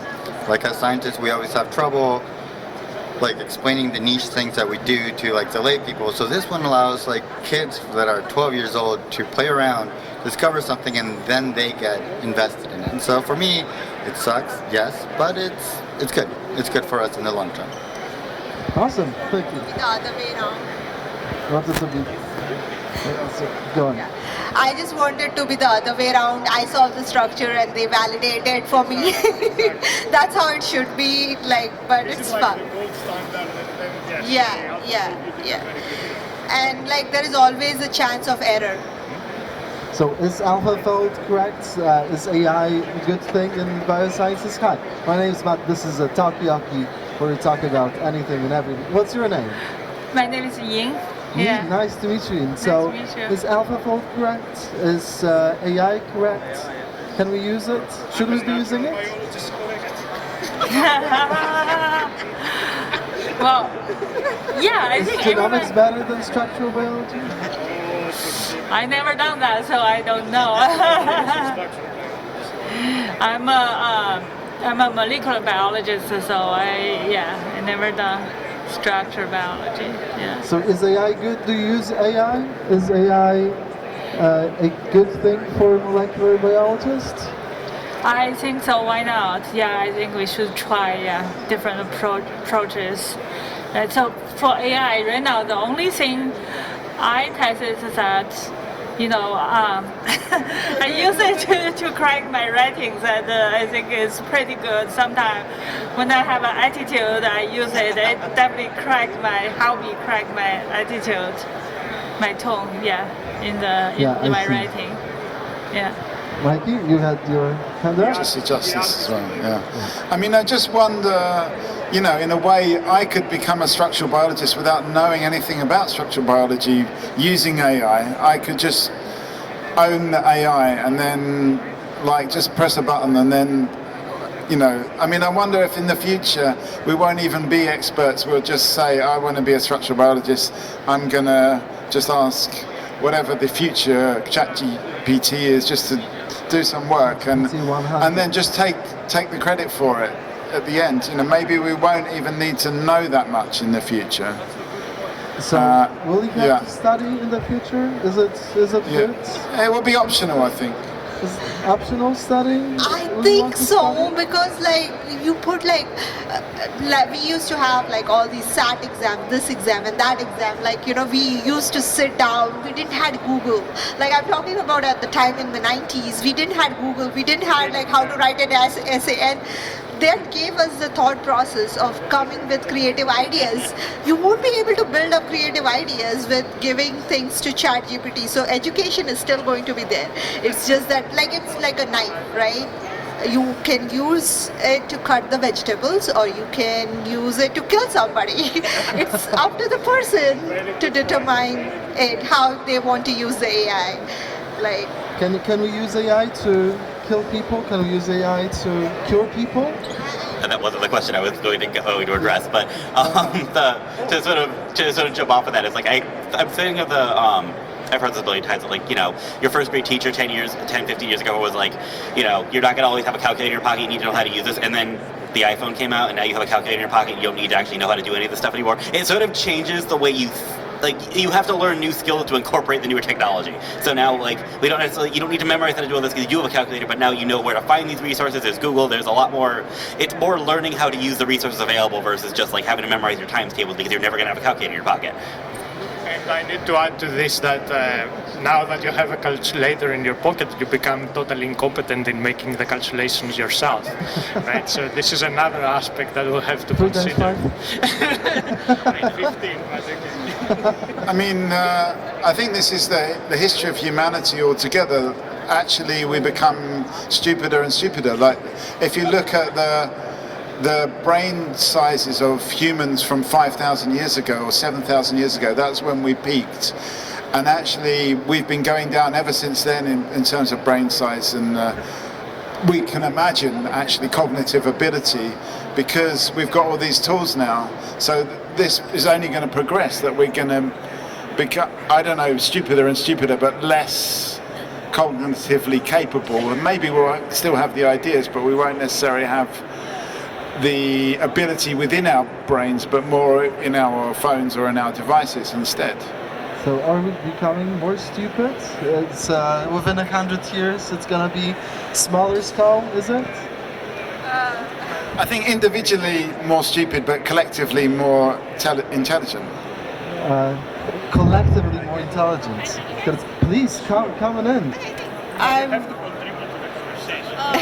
You don't have to. This is a free space. This is Talkie. I am Matt, and this is our table where we talk about anything. We talk about cancer. We talk about regulation. We talked about how AI influences our lives. Is structural biology not needed anymore? Has AlphaFold solved everything? You can sense my bias already, but what do you think? What's your name? Sorry, I'm Jill. Nice to meet you. Well, and I'm just gonna sound stupid, but there's a new AlphaFold that predicts from the genome now, right? From genetic variants. It just came out. Yeah. Oh, you mean like predicts binding of certain proteins and stuff? No, just predicts structure. Oh, structure. Okay, that's a new development that I didn't know about, so I have to check it out. Sorry. Go ahead. It's going to run on our system, but it crashed Firewolf 3 times. Okay. Oh, hi, I'm Matt. This is Talkie. What's your name? Hi, I'm Erica. I just sat down because I heard about AlphaFold. Joe in my lab, he just got it to work on our forest cluster, and it's running pretty good on OEL8, but it crashed Firewolf 3 times. So AlphaFold is not working. Is it better to grow crystals? No, it works fine. We use the documentation better. Okay. It was the typical problem in anything computational. People do not read the manual. So README files are key. It takes like 24 hours to process if you do it wrong. So do you read manuals? Do you like reading manuals for new instruments? I don't like it, but you have to do it. So it's also a matter of having access to a high performance computing cluster. Like, do you have a cluster? Oh, then yeah, you can do it. Yeah. So the typical approach is the following. If you don't have anyone else around who knows how to use the tool, then you may read the manual. But if you have somebody who knows, you never read the manual. You directly ask the people who know, right? This is what, typically happens. Like, I'm talking about from the perspective of where you have to do Bradford assay, like that, as simple as that. You will never read the kit if somebody else has been doing that in your lab. So, like, until and unless you know the principle, people will know the principle, they will know how to analyze the data. But like, if somebody has been using a gold standard protocol in the lab, they will just go to that person. Will never look into like if the kit has something specific that has come last year. Also depends on you, right? Because no matter how many times I read how to perform, the Western blot or any of the Northern and Southern and all that kind of stuff I failed all times, As you can imagine, amazing hands for doing wet lab work, and that's why I switched to bioinformatics, but yeah. I mean, that's kind of how you learn, though. Is like I feel like you learn the inside out, upside down of how your stuff works by like something went wrong, I need to troubleshoot, need to figure out where. Like that's I feel like where I've learned the most about how just like the underlying science works aside from just following the protocol is when something goes wrong and I have to figure out what happened. This is how you learn what not to do. So troubleshooting. So is troubleshooting the universal way to learn? Can you troubleshoot the takoyaki? I mean, if anyone's definitely, but if anyone's a Simpsons fan, there's like, there's and they know about max power. There's the right way and the wrong way and the max power way, and the max power way is like the wrong way but faster. And that's the great thing about AI. AI will make the fuck-ups faster and actually make the mistakes faster, so you will learn faster. Unless you believe that this is the real thing, right? Because if we don't know, and that's, I think, the important thing that education nowadays could offer, right? To filter information and to see what is valid and not valid, right? Because if we blindly believe what AI spits out, right, then we will run into this kind of problem, like where AI essentially says that this is wrong, but you believe that it's true because it just came out from AI. I have a great example. So I asked by ChatGPT for like 100 variants in a gene, and it was like confidently, oh yeah, 1, 2, 3, 4, 5, 6, 7, 100, and I checked and not a single one of those I had manually curated all the variants for this gene existed. But it was like, oh yeah, I'm so sure. Yeah, ChatGPT is very confidently incorrect. So I have to say that I have used ChatGPT and other resources. It does help you in a way, like to check your grammar and everything and publish paper faster. So that is one advantage that I feel like it is good, but I don't want to replace the job of the writers because they are the creative people. It's again like the example of a structural biologist. They're taking 30 years to learn a skill. And okay. So now with the ChatGPT and all these generative, algorithms and stuff, what happens with like the paper authorship? Where does ChatGPT go to the, especially in the biomedical field where we're so stupidly, obsessed with the order of the authors on the paper, where ChatGPT should go?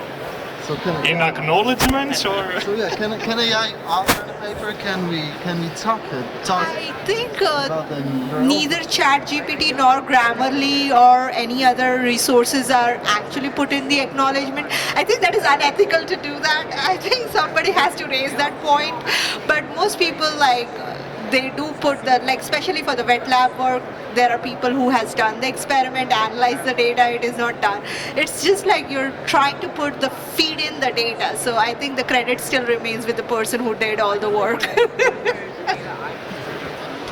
Oh, good.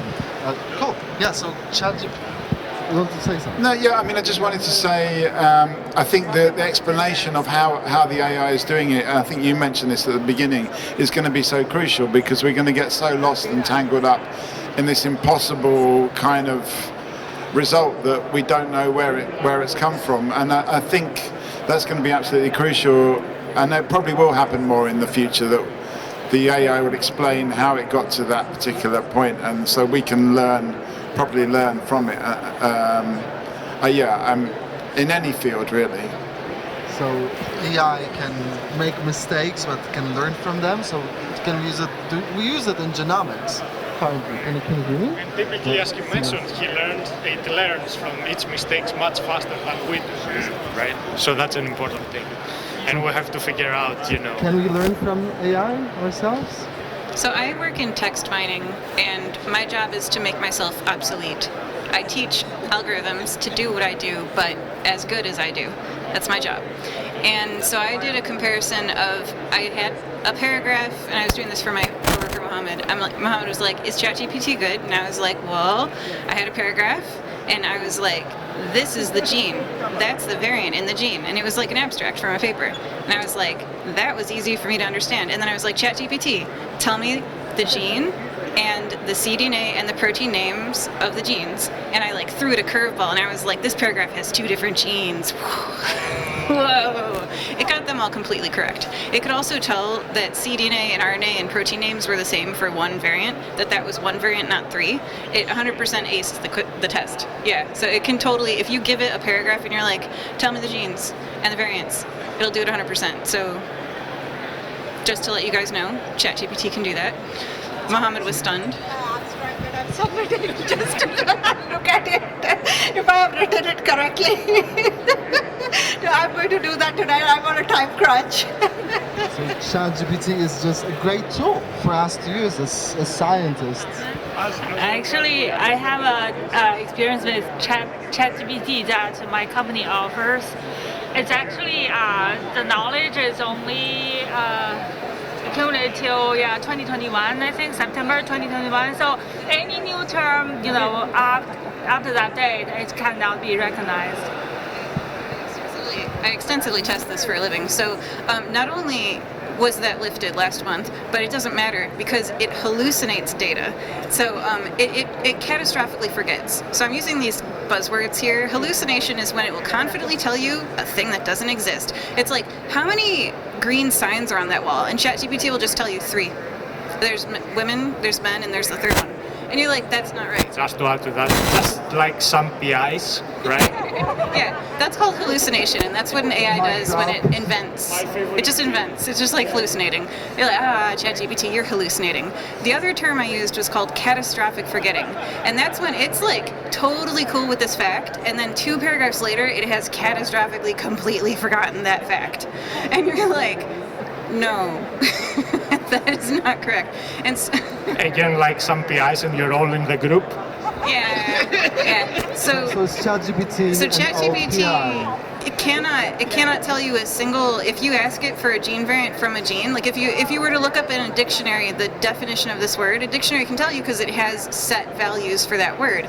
But ChatGPT and large language learning models, they don't define words. They see words as this abstract thing. It's not a word to them. So they'll associate these really weird connotations together. And my point is, you can't use it as a dictionary. You can't ask it for an answer. You can give it a paragraph, and as long as you're below the limit of catastrophic forgetting, which is about 3,000 characters, don't go over.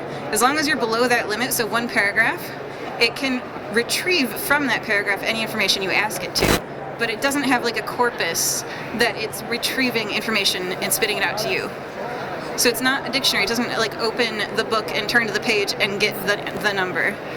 Yeah, that is my job.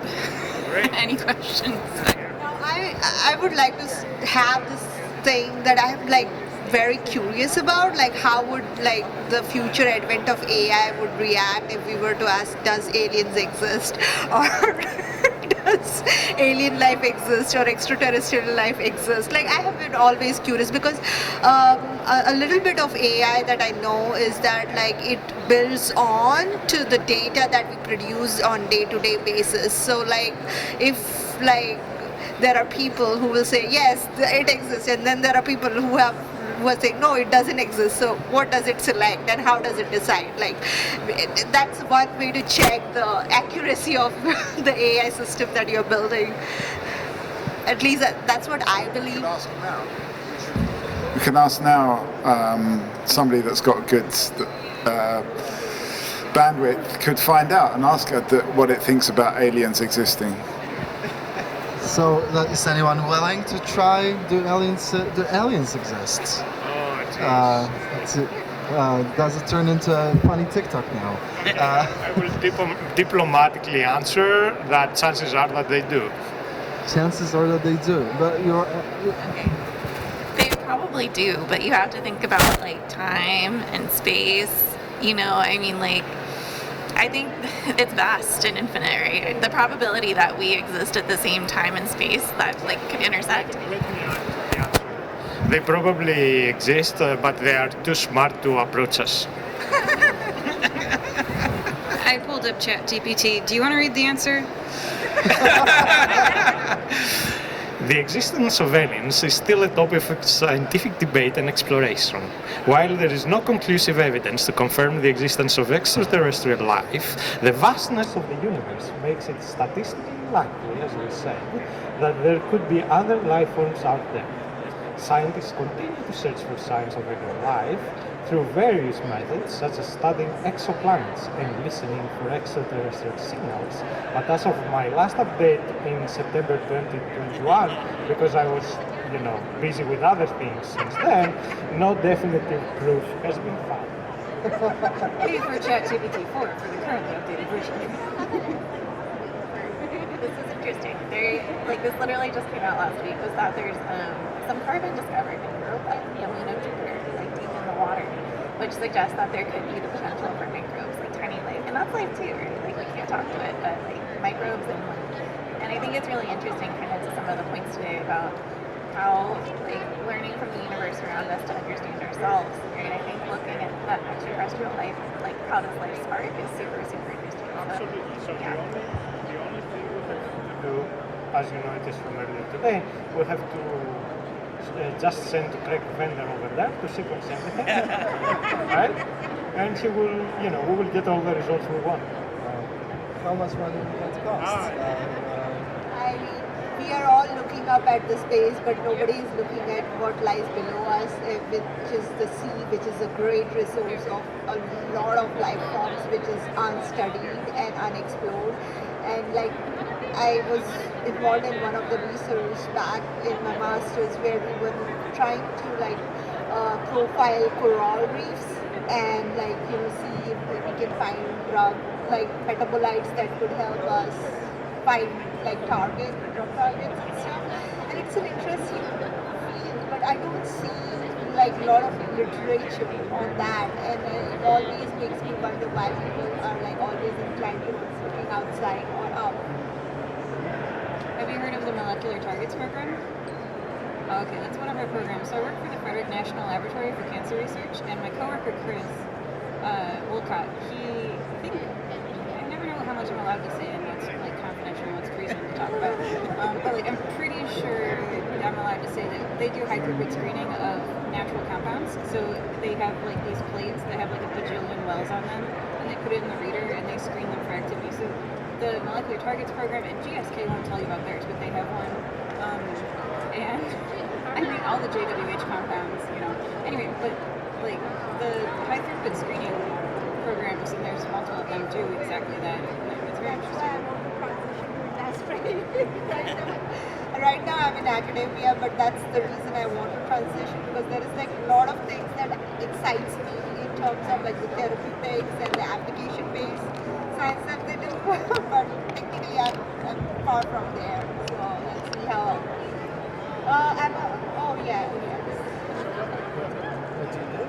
I'm a postdoc at Boston College, so I'm trying to switch, but I'm on a very controversial visa.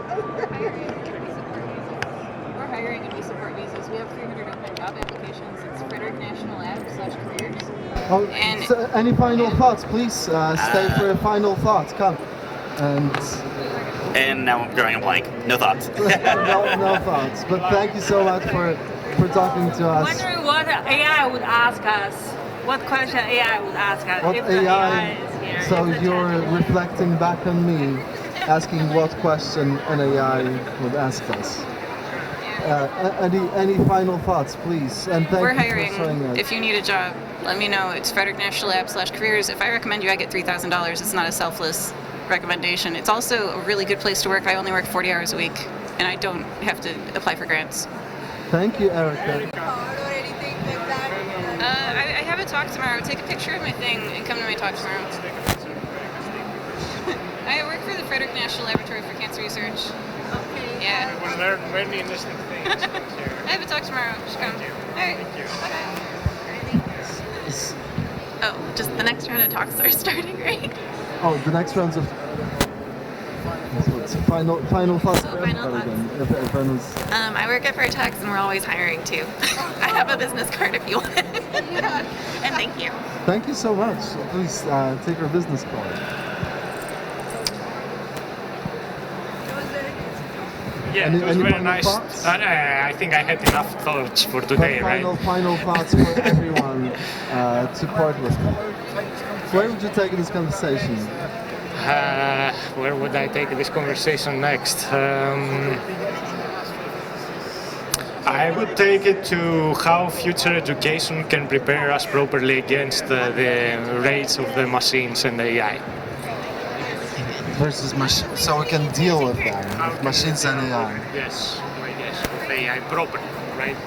Bye. Yes, thank you. And what are your final thoughts? My final thought is science without biases. Science without biases. But there's no such thing. I know. But I hope you guys have fun, and it was such a fun conversation that we had. And I wish you luck with all your research that you're doing. I know as a biochemist, I feel you. You feel my pain. I mean, it's a bit like being a Talkie host. You try not to be biased, but to particular people or subjects, but you can't help from being biased, and you try your best. Or like being a referee in a soccer game, you're trying to be neutral, but in the end, they always give,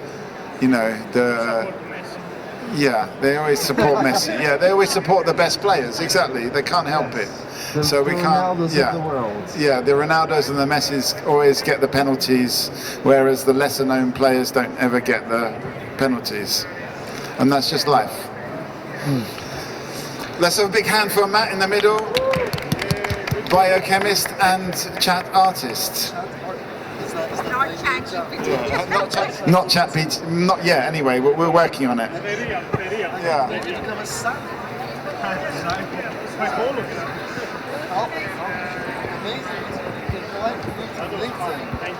Yes. Hey! I'm definitely the wrong person to ask. No, you're the right person to ask. What is your name? Hi. Siobhan, hi. Nice to meet you. Nice meeting you, Siobhan. This is the host. This is Talkie Pop-Up Talk Show. Matt was just covering for me.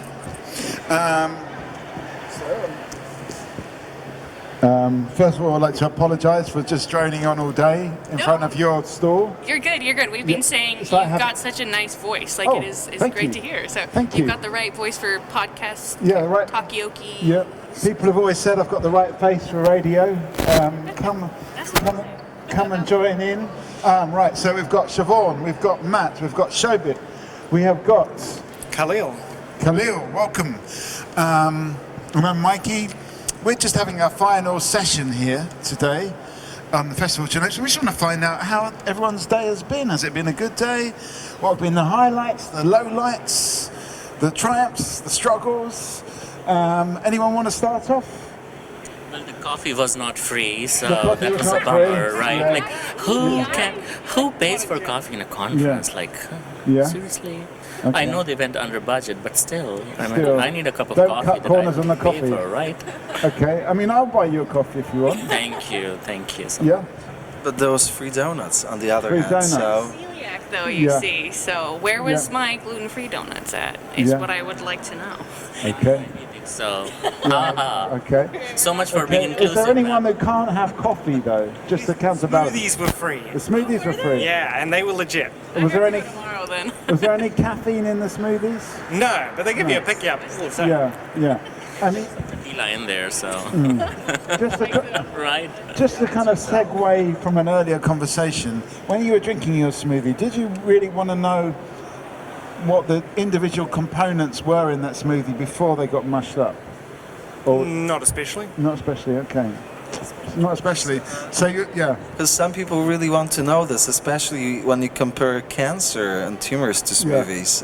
Because apparently single-cell sequencing is like a disentangling a complex smoothie, and It's like knowing that it's unmixing the smoothie. and mixing the smoothie. Yes, that's what single-cell sequencing people told us. But Khalil's not interested in unmixing his smoothie. You want cancer cells mixed. Yeah. Unmixed smoothies are quite hard to drink. Okay, that's a good point. Yeah. And often what you'll find is that the flavor is the same, Right. even after you've homogenized it. Okay. Are we in favour of homogenization here on this Some tape? people like bulk RNA-seq, for example, so, Yeah. right? Not everyone has the tendency to de-homogenize. Yeah. Yeah. Some bold claims. The answer is the same. Yeah. Is yeah. it though? Yeah. Anyway, we were not asking about the smoothies or the coffee, but we were asking. I mean, was that did that colour your day? Jeb, not It having did not, color my thinking though, because no matter what your pipeline is, whether single or bulk RNA-seq, so Yeah. whether you eat a smoothie or drink a smoothie, Yeah. your pipeline means your intestines will process it the same, and your Yeah. end product is gonna be shit anyway. So. Well, that is. Yeah. How many times have you recycled that? Never. That's spontaneous. So, I mean, is there any point in chewing in that case, or chewing well is often given as advice for people? A bit analogy. Okay, we could probably just end the analogy. Yeah, end the analogy. Is that? I mean, we were actually. I was wanting to rewind back. I was more talking about the. Come and join us for the final. It'd be useful to get closure for this particular day. We're finding out what people's highlights and. Did you mind paying for your coffee? You didn't pay for the coffee. Okay, we want to know where you're getting your coffee from. Okay, that was Shobit's main point of the day, was that he had to pay for his coffee. She thinks we are Scientologists, so she ran away. Yeah. I mean, maybe we should sell this to the Scientologists anyway, because it would be a good way. It's like a priest, and you know, you are like the apprentice. So. Okay, yeah. Anyway, where are we going to go with this conversation? You didn't get a donut. I mean, what was your highlight of the day? Talking to cool people in the genomics bioinformatics space. I'm very new to it. Yeah. So excited to learn as much as I can. And it's been cool seeing people kind of light up when we talk about our product, which is Watershed Informatics for Bioinformatics Solution. Right. For any of your omics, any pretty much biological data analysis. You do all the omics. All of the omics and beyond, basically. Yeah, anything you can do, we have an awesome team that can help you build it, or we can help with whatever you've built. And it's been cool seeing like our actual sort of target, like market and clients come and be like, oh, cool, okay, we need this solution, and seeing that actual like spark. I'm like, whoa, okay, there's something here. Okay, so there's actually been some action happening, there's been, in a way, some science happening right here, live, in this centre. You're nodding as well. Khalil, are you part of this as well? Or are you doing something different? No, we're also a sponsor here, and we're also participating. Yeah. Yeah, no, look, this is a fascinating forum. Yeah. Come on, join 2 minutes. You can 2 minutes. You've interrupted Khalil now, so you might as well come and sit down. All right, sorry, Khalil, what were you saying? Sorry. No, it's been interesting. Yeah. What was most interesting to me is this is one of the first events after a very long time in genomics where some of the really sort of stars have come to talk, which I thought was quite interesting. I was really interested to come and hear what some of those true sort of pioneering people in the genomic space had to say and what their perspectives were. And they were pretty underwhelming. Do you think so? Unfortunately, yeah. I've actually felt really out of touch with the current zeitgeist and the current political and social climate. I mean, honestly, they sounded like dinosaurs. Okay, so there were, I guess genomics is moving fast. And Faster than they are. Yeah. Yes, it's moved past them. Yeah, okay.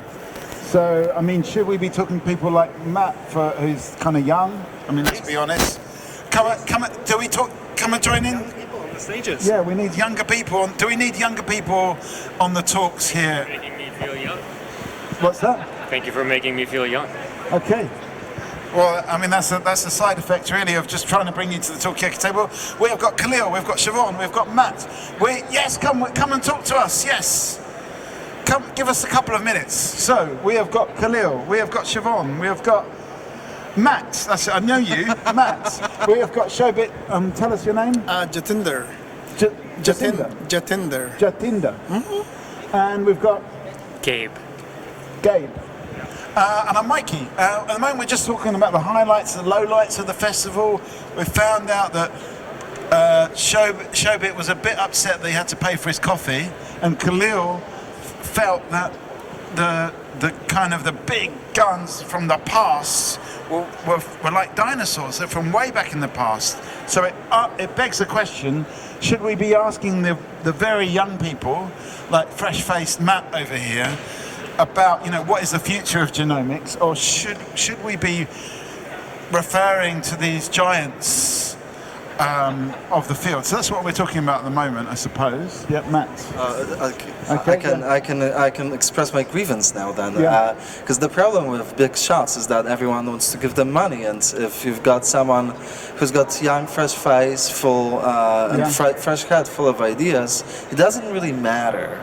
Because you haven't done anything, you haven't achieved anything. So why should people trust you with anything that you have to say? You're no one. And then you step on this ground of, like, as you said, having dinosaurs who have ideas, but they're so outdated. You know, as in, like, I had great supervisors in my lifetime. A few of them. Some of them were, like, you know, in their 50s, 60s, and they're, like, already very much behind, still using technologies from the 80s. You know, and it's like refusing to move forward. So I know what you're talking about. Then how do you convince people that such a change is needed and possible? Okay, there's a couple of things there. There's one is, do we really trust Matt and want to give him a lot of money to do a project? But also, like, how do we actually move things forward? Anyone got any ideas? You were going to say something. No, what I was going to say was you gave him a chance, so he put his views forward. Yeah. So that's good. But then, you know, not all older generation is stuck in time.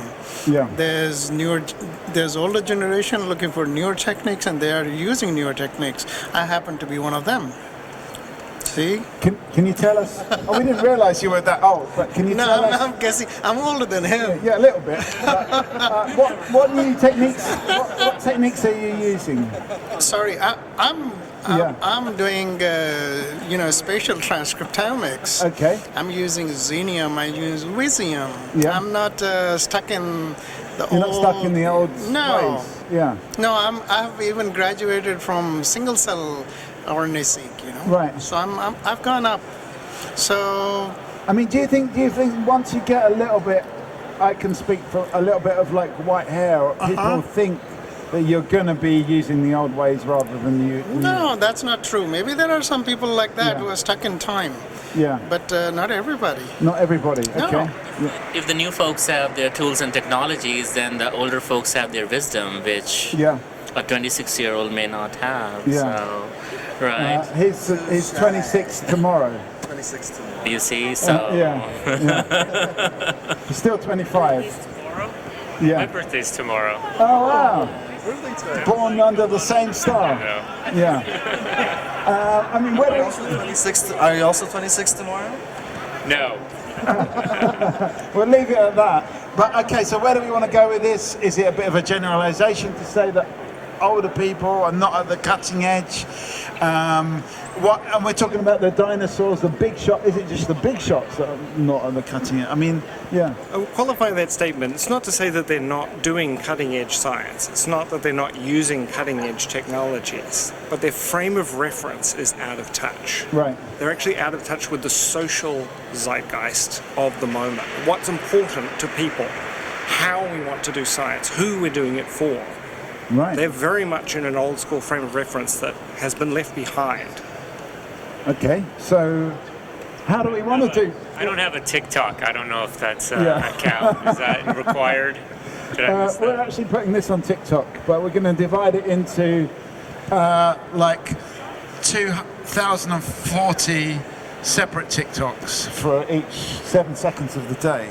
Does that mean we're you're behind in all of them, just in the background? I don't know. No, that was just a joke. We're not actually doing that. I was having this exact conversation an hour ago with an old colleague of mine, and I was saying that he was saying, which social media platform should I use to boost my company? He's a CEO, right? So I said, well, definitely don't use TikTok, because people who are in research and academia, they don't go to TikTok because it is like for the lobies who never see university, right? TikTok. If you want to go to Instagram, it's for more, say, clothes or jewelry or fitness or whatnot. So that leaves you with what? Twitter and LinkedIn. Yeah. LinkedIn is like the graveyard of, everything. Everything is there. I'm there too. I mean, is there a social media platform for scientists? Or is there one that's out there waiting to be created? What's that?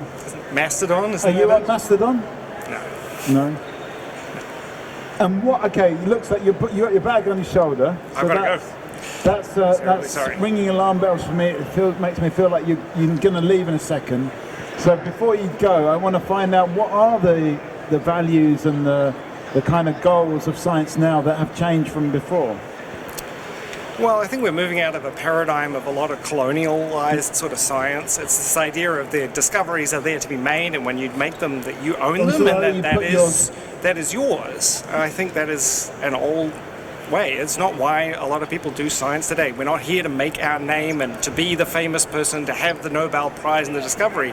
It's not what gets the scientists out of bed every day. They want to help people, right? They care about who their discoveries benefit, how those things translate, why are they doing them? Do you know what I mean? And that's different. You don't get up and toot your own horn for that same reason.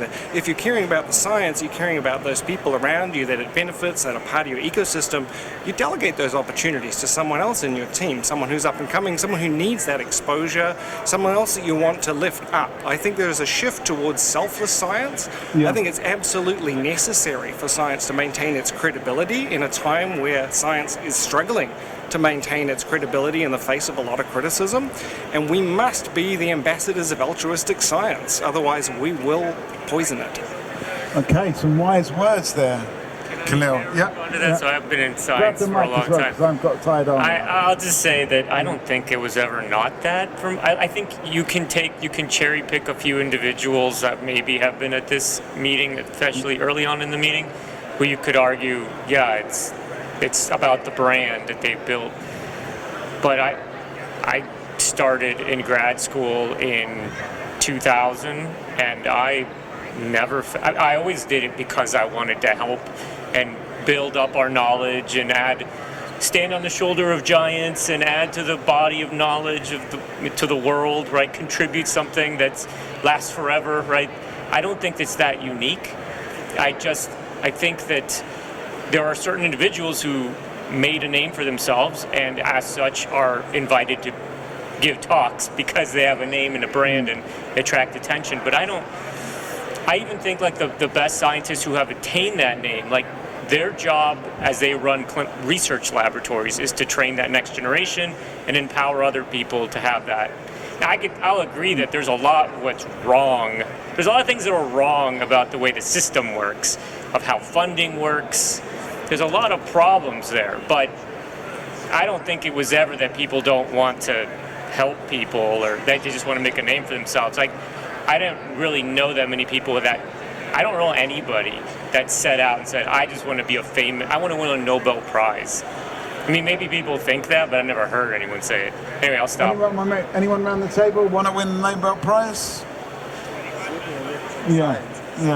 I mean, it will be future-based, right? Yeah. I wouldn't know today if I want to win it, right? So you never know. But you know, when I was in Australia for a meeting, a Nobel laureate was in the men's room pissing next to me, so that was an achievement, right? I just want to say thank you to Khalil. Yes. In a men's room, a person who gets a Nobel laureate, you're next to him in the men's room. What else? Did you feel touched by that? Touched by what? Did you feel touched by being so close? I was like nothing. I was like, who is he? He is gonna win a Nobel. So and I tell my colleagues I'm so proud of it, and they're like, wow, you did that? I was like, yes, I did that. Okay. And he's the founder of IPSC, Yamanaka. Shinya Yamanaka is a big name in the field, so he doesn't know. I know him that way, so I know. All right.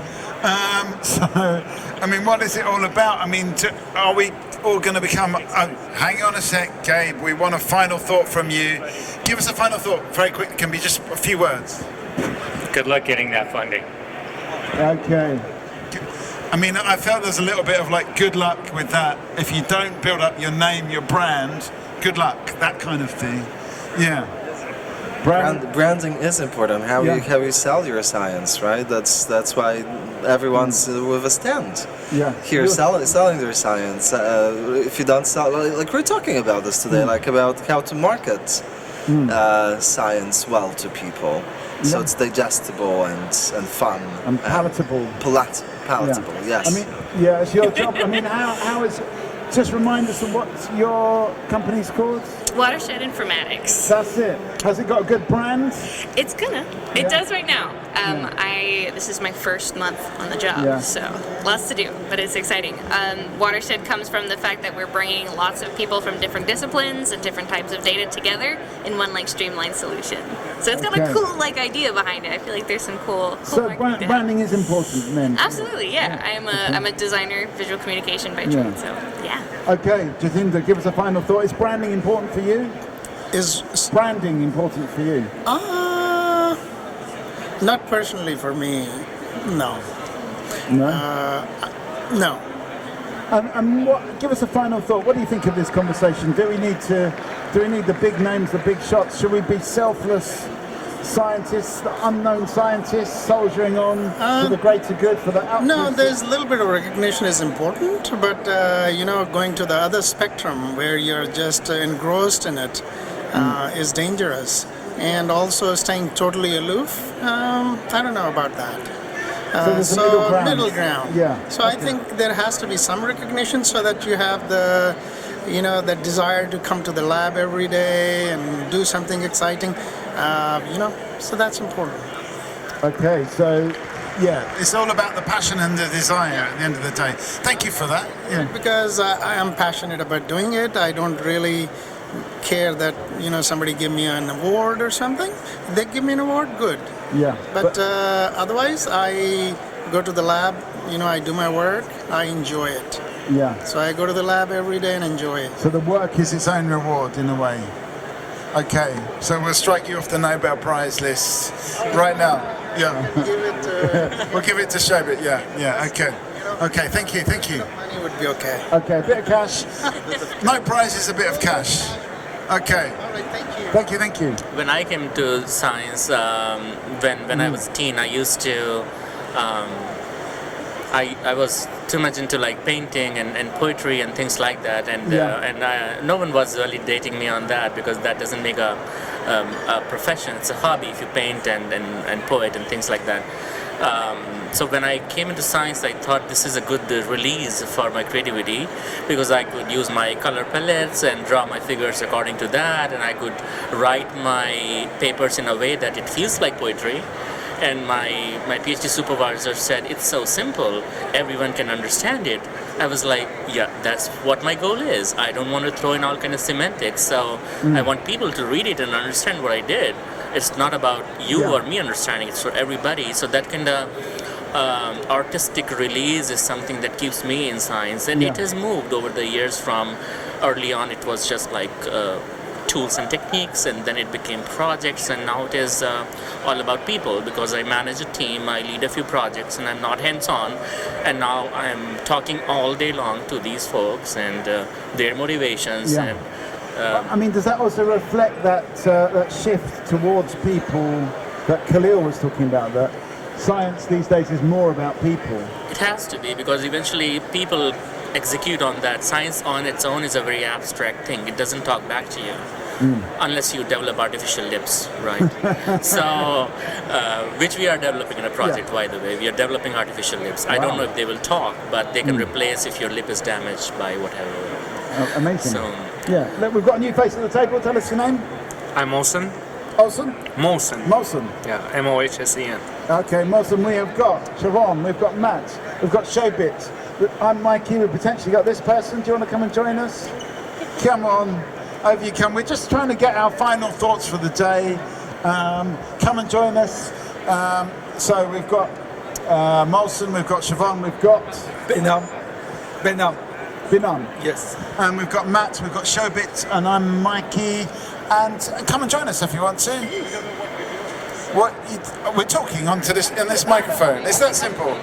It's that simple. We're just talking on the microphone. At the moment, the conversation's a bit about. We had a guy called Khalil who said, we started the day with the kind of dinosaurs of genomics, and these days they're out of touch because they're all about planting a flag and saying, I did this, I discovered this, I made this. But now science has moved on. Science is about people, it's about helping others, it's about teams and groups of people doing stuff together. So that's what we're talking about really now. Is that what science is about? Is there a kind of ego left in science? How much branding do we need?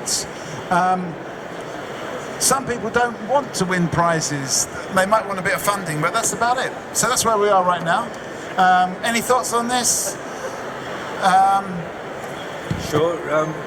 So in some way, we want to be recognized. Yeah. Still, we want to be seen by others as like working and doing contribution to field, and at the same time, we would like to, as a university professor, I am more into educating next generation and making them go to their own path and do the same for other people.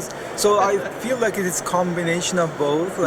We still would like to be recognized for the work that we did, and in a way, encouraging to if you are all doing lab work and no one's seeing you what you did, probably it's not gonna make you just sustain for a long time.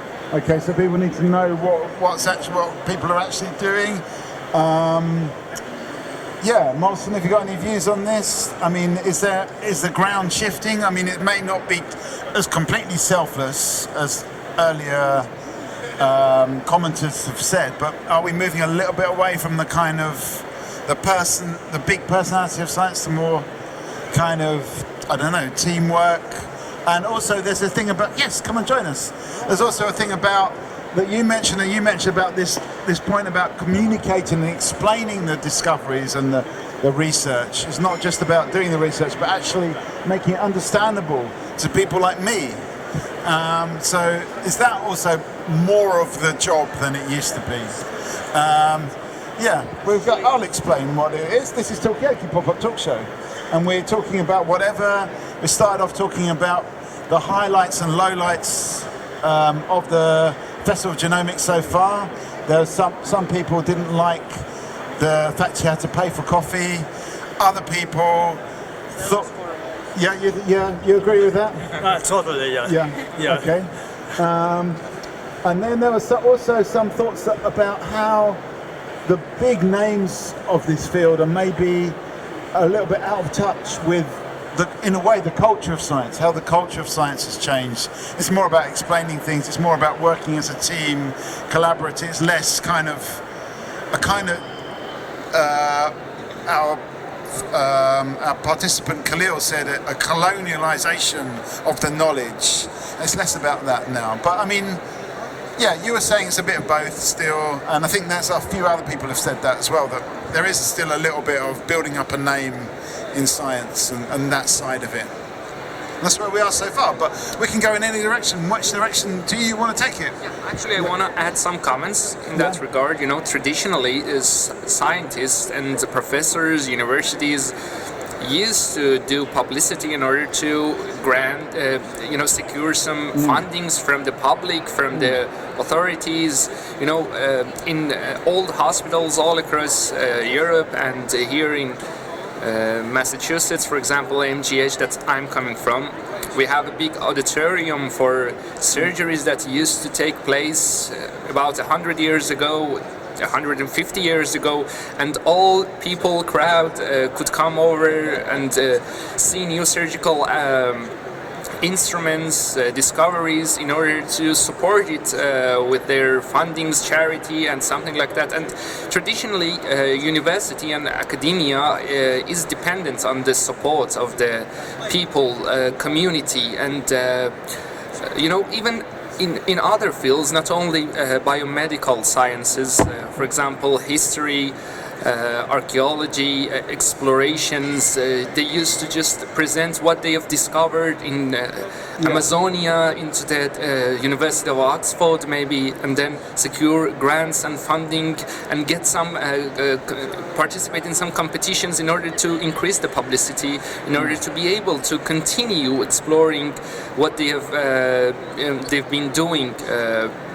And that's it. I think I don't think anything is wrong here, and it should be as it is in order to attract attention towards science. Scientists are people that are breaking grounds and cutting. Going through common barriers in the. There's still the exploration and this sense of like. They should be able to somehow communicate with the society, and in order to be able to show the people that it's something groundbreaking, there should be prizes, there should be some publicity and something like that in order to be able to continue with the support. So it's part of the circus of science in a way, part of the show. Yeah, it should be part of the show. Knowledge is essential, right? And knowledge is the exploratory nature of humans, right? We like to attain knowledge and distribute it.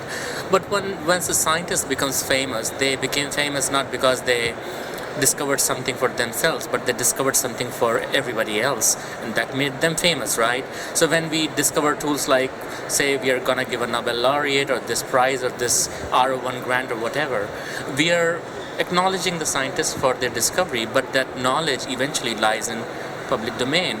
That was my first lesson from my very first mentor, who said, well, I was saying my cells, my boxes, my vectors, and they were like, no, this is all public, this is nothing yours, don't take it personally, detach yourself from this, because if you attach yourself to it, when you lose all this, when you leave this job, you will be very broken. That was my very first lesson, so I learned that so don't get too close to yourself. Don't get too close. As I said a minute ago, it was very abstract. Science is abstract, so do it for people, it's for public, nothing for, I said in the morning as well, data repositories. We should move on from haggling to them. We should give it to the public, say, here is my data, this is what I found, take a look at it. Go rip it out, do whatever. It's not mine, it's everybody's. It belongs to the world. It belongs to the nature, it's nature. We are part of nature, so it doesn't belong to humans. It can be used for betterment of livestock or chickens or buffaloes or So science shouldn't just be for humans but for all nature. So do people agree, disagree? You've not said anything. I don't know if we got your name actually. We get your name? Dmitry. Work for Astellas and teach in Boston University. I'm not sure what the Hang on, Dmitry, let me just get a final thought from Siobhan before you go. No, thank you guys. Awesome. I'm new to the science space, so awesome to hear your thoughts, and exciting that there's a lot of heart in it for the people that the science is. It's all about the passion. Yeah, I like that a lot. Okay. Great to hear. Yeah, I mean that's one thing that I didn't mention. That it's all about the passion. That's what people are saying. Dimitri, over to you. So passion. I'm not sure what's the context of this discussion. There is. I got completely shifting all the time. Shifting. Let me get a final thought from you. Sorry, Dimitri. Let me get a final. Just my final thoughts. Actually, there is a fireside talk with George Church. Antonio Regalado is doing that. It's spectacular. I suggest listening to that. Okay, so let's listen to George Church instead. But let's get some. I think we do want your thought, Dimitri. I was thinking the time of the hook. I'm not sure what to say about this conference. I think I expected a little bit more from it. I'm not sure exactly why, but somehow it's not as focused as some of the conferences, symposia that I've been at. But I mean, is it always good to be focused? Can it be more lateral rather than focused? Well, I guess you can. I don't know. I have to. I mean, what focuses would you like to have seen? More engagement, and maybe focus is the wrong word. To be the talks could be more engaged in some ways. What exactly about these talks that were not that engaging, I'm not sure. I cannot tell. I mean, yeah, it's a kind of magic ingredient that maybe was missing, but a little bit of magic, a little bit of engagement. Could it be maybe more? it was just me that wasn't engaged because I simultaneously I worked for my company. But that's what I'm thinking now. Some of that was really interesting though. Some of the technologies, like the multi-omics presentation. But that's that. Yes, No, it's good. It's good to hear that. I mean, also, it asks the question: how do we get engaged? What would engage us? I mean, for me, it's very simple. It's just finding out what people have got to say. But then I'm not an expert. I'm not an expert in anything, and I'm engaged by people. But what does it take to make this more engaging and more, Yep. Go on. To me, it's. To me, it's usually all good. Yeah. To me, it's usually about unusual data. Yeah. That's usually there something. Wasn't enough unusual data in this. I have no idea. I haven't seen much data today. But unusual data engages you. Yes, if I see something that I find very odd, but or something that is marvelous, like technology I haven't heard about before, it's something I would be. That's something that engages me, apart from like someone's charisma, for example. But like sometimes like in sciences, like you get like people like speaking about the same thing over and over again. You just go like, oh, whatever. Like I've heard, I thought about this a million years ago myself. Okay. So maybe there's a little bit of that going on. Binam, have you got any views on this? I agree. A little bit different than conferences I've been. So they're like community sense, like interaction between people, conference attendee. I don't see much.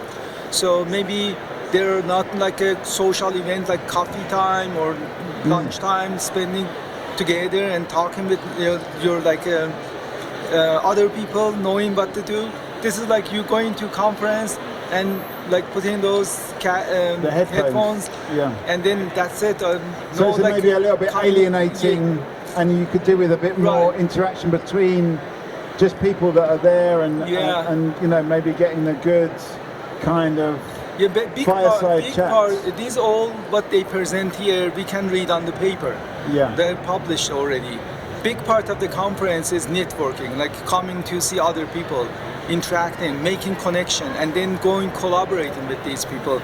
I feel like this conference lacking that aspect. Okay, so maybe a bit more collaboration. Shobit, have you got any views on this? I think I agree with that. That maybe there was the magic ingredient that you were talking about. We're talking about what is the magic ingredient to engagement, and Binam has said it's actually more about people getting together and having little chats.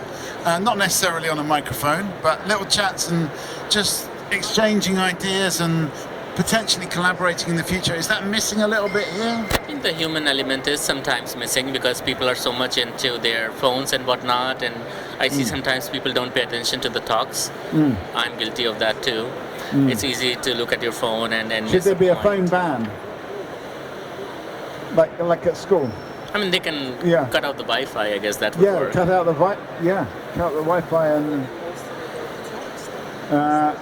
there will be no social media presence. How would everyone on Twitter and Instagram know what I'm doing? That's so important. Okay. Crucial, I think. I mean, is that also how science has moved on? Maybe we become more alienated now in science. We communicate with our phones, and we're not communicating face to face anymore. With your network, you still would do more connections, but it's not always easy to make new connections. Like I see you are sitting here, both of you, and trying to attract people, and some people are just not ready for a conversation. They want to run away for whatever reason, right? They don't want to. Yeah, this person came. We're gonna just give us your name. Sarah. Sarah, we're just going to get a final thought from Dimitri before you go. Well, thank you guys for for calling me into this discussion. That was completely spontaneous, unexpected, and well, that was maybe the engagement part. Yeah. Well, we're doing our best here. You know, maybe it's not the same as having little chats with other scientists, but at least it's something. I'll just fill you in. This is Tokiyoki Pop-Up Talk Show. We're going to hang on to this, I think. Oh, okay. Oh, this is another one. Oh, okay. Oh, no, it's not our one. Our one is there. We've got one too. Yeah, we've got a group one. We're sharing. Are you going to get the beer? Okay, yeah. I'm not going to have a beer actually. I'm not drinking at the moment. Anyway, it looks like it's just you and me at the moment. But this is just the final session of Tokiyoki. We've been here all day talking about all sorts of different things. But we're just trying to get some final closing thoughts. How was it for you, Sarah? It was pretty good. I liked it. It was nice. I thought lunch would be provided. It wasn't. Yeah. Okay. Were you upset as Showbit, who's just gone now, about the coffee? You're having to pay for the coffee. I did, but also down in the convention center, there is some free coffee. You could have snagged it, but you have to sniff it out. Yeah, I saw it walking up. I was eyeballing it, but I did buy the $4 coffee. I will be guilty. Oh. I did. Yeah. There was no almond milk either, which that was a little bit rude of. There was just half and half and 2%. Yeah. What about the non-dairy people? Okay. All right. Well, we heard from the celiacs earlier on, but in terms of the actual, Very well put together. Very well put together. I did come to the speed networking. It wasn't a thing. It wasn't. It didn't happen. It didn't happen. I was ready to speed network. Yeah. But it didn't happen. That's okay. Well, maybe we could improvise one now. Binam, give us a final thought before you go. I think this is my highlight of the day, talking here, because it's really the human interaction is very important to me. Having people talking, which is lacking in this area. I thank you a lot. Yeah. So well, that's what we do. This is great. But it sounds like we need more of it. That's the only thing. Yes. Scientists can communicate. Yeah. Scientists can communicate. A lot of them want to be like they're not antisocial. They just need someone to start talking to them. And they need someone to be interested in their weird stuff as well. Exactly. Like that's how I am. I'm very extrovert. I'll get you talking. What are your interests in? What would you like to talk about? I don't know. What would you like to talk about? What are we talking like science or just anything in the world? Well, for me right now, I'm just trying to get a sense of closure to the day. I'm also conscious I need to wrap this up because I'm supposed to be gone soon. But we're just trying to get a sense of closure. What was the day like? Main issue for Showbit was the expensive coffee. For you, what was the main thing? What was the main thing? Yeah. My main problem today was that the light was coming through that window when I was in the middle of the circle, and when I was trying to look at people at this side of the table, they were in shadow. They were. I couldn't look at them because it was blinding me. Okay. It's not just about complaints. It's also about the good things that happened. What are the good things that happened? We met so many people, and I really like this whole app situation where you just scan their thing. Cuts so much awkwardness. Just hey, let me just scan that. Yeah. And then I'm gonna go follow up with an email later on. I didn't use that app, so maybe tomorrow I'll do it. This person I met today, this morning. Yeah. That's actually. It's a kind of almost like a circular thing, isn't it? It's like I gave my coupon to you for beer, and she gave her coupon to me for beer. So karma, instant karma, right? Okay. Rewarded, essentially. Yeah. You would have had half a beer because then you would have to share. Actually, I'm not drinking, so in a way, I'm just on water. Then do you think I will let him go like that? Yeah, exactly. Right. Anyway, I feel like it's time to get those closing thoughts. So, what are we going to end on that's going to give us a kind of... Day 2 tomorrow, let's go. Yeah, exactly. So you're looking forward to any highlights for day 2 that you're looking forward to? Yeah. See the people again. Yeah, same people, more people. More people. Probably the same people too. You're going to have to come to us earlier tomorrow to help us get it going, because we also need to think about what we're going to talk about tomorrow. What's going to be exciting for people to talk about? What do they want to complain about? What do they want to celebrate? What are they passionate about? These are all the questions. For the people, by the people. Yes. There we go. Yes, okay. Well, we're going to start that tomorrow. That's how we're going to begin tomorrow. Well, for the people, by the people. Yeah. We are the people speak as well. That's the name of our organisation. Tomorrow morning you should start with all the dirty details of his birthday bash tonight, whatever it's gonna be like. Well, we have to make some then, don't we? We have to make some... It might be very difficult in Boston, I think. What do you want? I can arrange. He can arrange it. All right, he can arrange it. Don't worry about it. We need to make some history here. Whatever you want. Just a few phone calls and. Yeah. I just want to party. Because I'm getting. Yeah. Streets are full. Are you a Boston local? From 3 months ago, yes. Okay. Where have you come from? Originally Louisiana, but I moved from Jersey. Okay. Is Boston more of a party town, or is Louisiana more? Louisiana's more trashy. I'll give you that. Boston is very nice. It's It's like the clean New York, I call it. It's not dirty in the streets, but it has its thing. It's like a class. It's class.